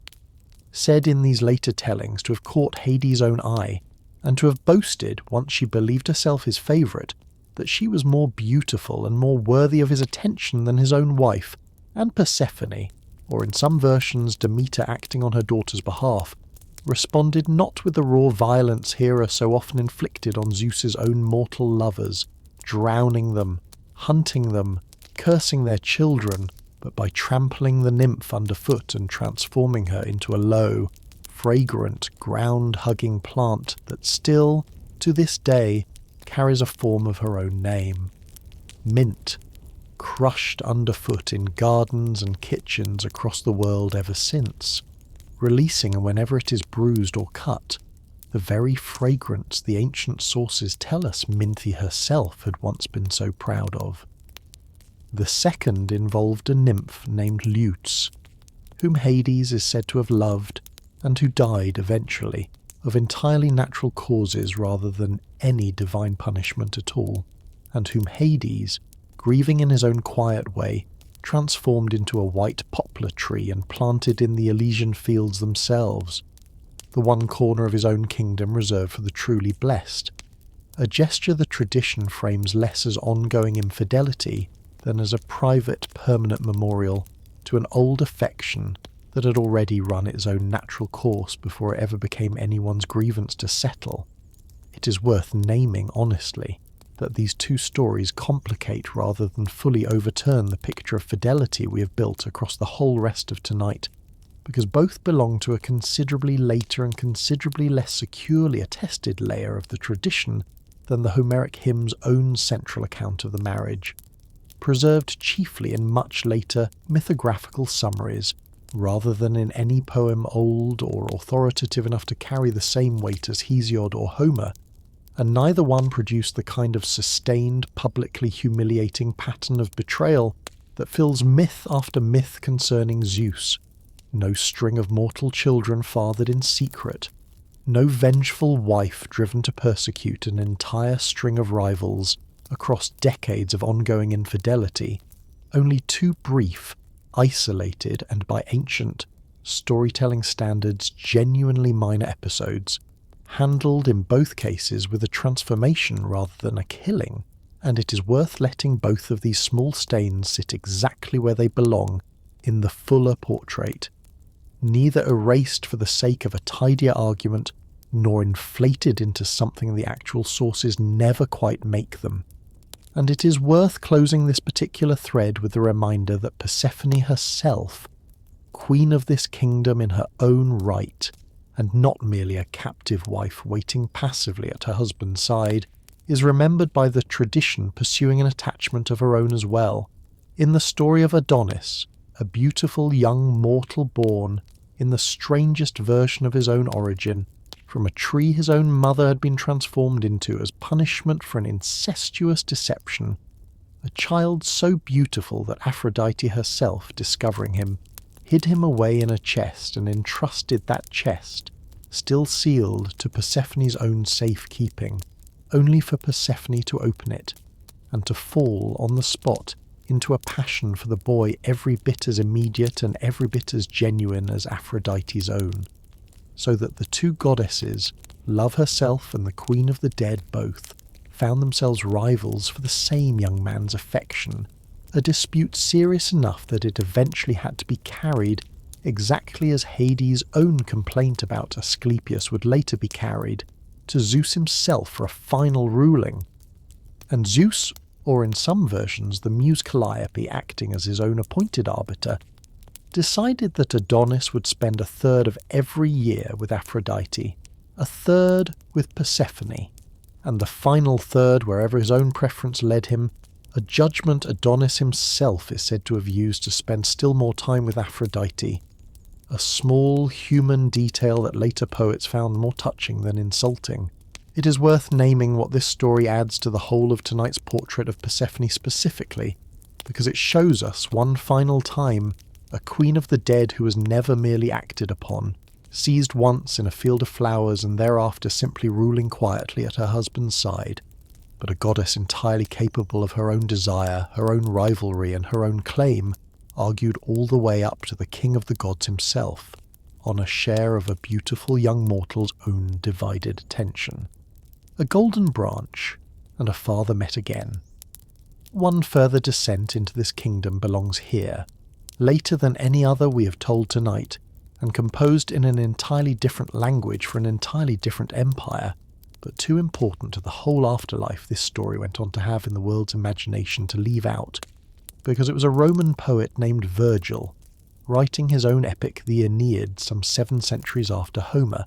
who gave later readers, Dante among them, their fullest and most systematically detailed tour of this kingdom's own geography, guiding his own hero, the Trojan refugee Aeneas, down into it in the 6th book of that poem, in search of his own dead father's guidance on the future still waiting for him in Italy. Aeneas could not simply walk down into Hades' kingdom the way Orpheus or Heracles had, and it is worth naming the specific requirement Virgil invents for him, because it tells you something about how seriously later poets took the idea that this particular threshold could not be crossed by the living without some formal token of permission. A prophetess called the Sibyl, priestess of Apollo at Cumae, tells Aeneas that no living man may enter the underworld without first finding and breaking off a single golden bough, hidden somewhere in the dense forest above the entrance, sacred to Persephone herself, and that the bough will only yield itself willingly to a man the fates have already marked out for the journey, resisting, the poem tells us, the grasping hand of anyone not meant to succeed, so that Aeneas' own search for it becomes a kind of test of destiny, before the actual descent has even properly begun, guided in the end to the correct tree by 2 doves sent by his own divine mother Venus, and the bough, once found, comes away easily in his hand, confirmation that this particular journey was always meant to be his to make. Once inside, Aeneas passes first through a grim antechamber crowded with allegorical horrors, grief and care and disease and old age and fear, all given physical shape and set at the very threshold like sentries, before reaching the banks of the Styx itself, where Charon, exactly as the Greek tradition had already described him for centuries, refuses at first to ferry a living man across, relenting only when the Sibyl produces the golden bough itself as proof that this crossing has been sanctioned by the highest authority the underworld recognises. And it is here, at the very water's edge, that Virgil gives us one of his poem's most quietly devastating images. A great crowd of souls stretching their own arms out toward the far shore in desperate longing, forbidden to cross at all, because these, the Sibyl explains, are the unburied dead, souls whose bodies were never given the proper funeral rites the whole of this mythology has already insisted on all night, and who must therefore wander the near bank for a full 100 years before Charon's own law will finally permit them passage. An image that echoes with real precision everything this story has already told you about how seriously the Greek and Roman worlds both took the plain, practical necessity of a proper burial, not as a mere social nicety, but as the literal, functional key to a soul's own ability to complete its own journey at all. Among that crowd of the unburied, Aeneas recognises his own former helmsman, Palinurus, swept overboard and drowned only days before in a shipwreck the poem has already described in an earlier book, his body washed up on a foreign shore and left, through no fault of anyone still living to blame, without a proper burial, and Palinurus begs Aeneas uselessly, since a living man has no power at all to grant a crossing that belongs entirely to Charon's own law, either to carry him bodily across the water now, or to return, some day, and find his own scattered bones and give them the burial that alone will finally let him rest. A small, human plea that the poem leaves unresolved in the moment. A reminder that even a hero's own good intentions could do nothing at all to override the underworld's own fixed and impartial rules. Further along, in a region the poem calls the Fields of Mourning, reserved for those who died of a love left unhealed, Aeneas encounters a shade he has particular reason to dread meeting. Dido, Queen of Carthage, who had taken her own life in grief and fury after Aeneas abandoned her, at the god's own direct command, to continue his own divinely fated journey toward Italy, and Aeneas, weeping, tries to explain himself to her one final time, insisting he left unwillingly, obeying a destiny no mortal choice could have overridden, and Dido's shade says nothing back to him at all, turning away in a silence the poem lets sit, unresolved and unforgiving, for exactly as long as it needs to, before she withdraws into the shadow of the very forest where her own former husband's own shade waits to receive her. Instead, a silence many readers across 2,000 years have found more devastating than any accusation she might have spoken aloud. And at the very end of that long descent, past the fork in the road that leads one way toward Tartarus and its own catalogue of the deservedly damned, exactly the catalogue this whole night has already walked you through, and the other way toward the blessed groves of Elysium, Aeneas finds his own father, Anchises, at peace among the virtuous dead. And the old man, rather than simply offering comfort, shows his son something no earlier version of this underworld had ever offered a visitor. An entire river of souls, drinking from the waters of the Lethe we have already discussed tonight, preparing to forget their own past lives entirely and be born again into new mortal bodies. And among that river of waiting souls, Anchises points out, one by one, the future descendants Aeneas has not yet fathered, the whole line of kings and consuls, and eventually the first emperor of Rome itself still waiting, unborn, for their own turn to drink from that same river and walk back up into the daylight. A vision that turns Hades' own quiet, largely unglamorous kingdom into nothing less than the nursery of an entire future empire, every soul that would ever build or rule or die for Rome already waiting patiently in a river at the edge of a Greek god's own borrowed and Latinized kingdom, for their own turn to be called up into the light. It is worth naming, plainly, what Virgil's whole descent adds to everything this night has already told you, because it shows us a Roman world that inherited not merely the geography of Hades' kingdom, the river, the ferryman, the fork between punishment and reward, but the entire underlying logic of it, order maintained by fixed and impartial rules, mercy granted rarely and only on the strength of genuine sanctioned authority, an unburied soul left waiting not out of cruelty, but because the law itself, older than any single god's own preference, required it. And it shows us too how thoroughly a conquering empire could take a defeated people's own careful, restrained vision of death and repurpose it, without changing its essential shape at all, into a vision expansive enough to hold the birth of an entire empire within it. The last watch of the night. And so we come, at last, to the end and to the quiet hours, and perhaps it is only right to spend the last of them exactly where we began tonight, beside a shallow pit dug fresh into ordinary soil, a farmer's own hand pouring dark wine into the earth, and his own face turned carefully away, not because he expects on this particular evening anything to reach up out of that darkness toward him, but because 3,000 years of careful, inherited habit are not so easily set aside even once a person has stopped quite believing, in any literal sense, in the god the habit was built to appease. That gesture is still being made in its own way every single time any one of us glances away from an obituary we would rather not read too closely, or changes the subject when a conversation drifts too near an illness. We're not ready to name aloud, or knocks without quite meaning to,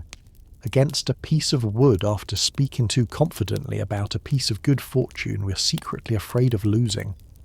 The particular god has changed his own name, or lost it altogether, but the old, careful, averted-eyed respect for the one power in the whole of existence that cannot be bargained with has never actually left us. 3,000 years and a dozen intervening religions later, not really. It is still there tonight, in its own way. Whatever remains of that old kingdom, somewhere in the quiet space every one of us carries around beneath our own ordinary daylight thoughts. A river with no ferry fare too small to matter. A hound that never once, in 3,000 years of story, actually wanted to hurt anyone standing on the correct side of its own watch. 3 tired old judges weighing a whole life's worth of ordinary choices with a patience no living court has ever quite managed to match. And somewhere past all 3 of them, a throne that a lot drawn from a helmet gave to a brother who never once asked for it, who built, out of a kingdom nobody else particularly wanted, not a torment chamber, but an orderly, unglamorous, largely thankless government. Fair to the strong man who came asking honestly, fair to the musician who came grieving honestly, patient even with the two arrogant princes who came dishonestly to steal the one thing that was never theirs to take. None of the frightened farmers who first buried their own dead in careful stone tombs on a Bronze Age hillside, long before any poet had given their fear a name or a face at all, could have imagined where their own small, real, ordinary grief would eventually travel, sung by firelight through centuries with no writing at all to hold the details steady, carried across a sea of half-remembering by nothing but the patient, unpaid labour of one voice, teaching the next voice, teaching the next, caught at last by Hesiod's own careful hand, and by an anonymous poet's own account of a mother's grief and a daughter's stolen wedding. Copied and recopied by scribes across 1,000 years of Alexandrian scholarship and medieval monastery libraries that barely understood what they were guarding, translated by accident into a scripture that would eventually fuse this careful, restrained god with an adversary he had never actually resembled, borrowed by a Florentine poet building the single most influential hell any single mind ever produced, and standing even now, at this very hour, in a real cave in modern Turkey where a scientist's own gas monitor confirms, in language no ancient priest would have recognized, but every ancient priest would instantly have understood the plain danger of, that something genuinely lethal really was waiting there all along, exactly as the old stories always insisted it was. Whatever is pressing on you this evening, whatever quiet fear you carry that you have not quite found the right moment to name aloud to anyone, it too, in the end, is smaller than a kingdom that has swallowed every single human being who has ever lived and died since the very first fire was ever lit against the very first dark. And it too, like every grief this story has walked you through tonight, will pass through its own long siege and find its own quiet dawn on the other side of it, becoming, in its own good time, only a story someone else is kind enough someday to sit with you and tell. History does not end, and death does not finish paying what it owes to memory. It only grows quiet, hands its own weight to whoever is still awake, to carry it a little further, and waits, patiently, the way its own oldest king always did, to see what the next voice will choose to keep. If you are still awake out there, thank you for keeping me company through the whole long journey tonight, through the darkness inside a swallowing father's own body and the single unlucky throw of a lot, through a field of flowers and a chasm that opened without warning, through a musician's unrepeated mercy and a strong man's honestly kept bargain, through a small gallery of the deservedly damned and a real cave in Turkey that still, to this day, kills exactly the way the old stories always said it would. There is a kind of peace, I think, in discovering that the darkness we have all been taught, in one way or another, to fear the most, turns out, on the closest and most patient examination, to be considerably fairer and considerably gentler than 3,000 years of fearful retelling ever really gave it credit for being. If you enjoyed spending tonight in that kingdom with me, it would mean a great deal if you would like this video and subscribe, and if this particular story is the kind of company you would like to keep on other sleepless nights too. Remember that new episodes go up early over on Spotify for creators before they reach this channel, with the link waiting for you down in the description, and that every single subscriber brings this small, quiet room a little closer to its very first 1,000. Feel free too to leave a thought down in the comments, and perhaps your own location and your own local time, so that some other sleepless soul, somewhere far away under a completely different sky, might know they were never really the only one awake in the dark tonight. But for now, the flowers have already closed for the evening, and the boat has already crossed to the far and quiet shore, and there is nothing left tonight but the stillness. Close your eyes and let yourself drift off to sleep. Good night and sweet dreams.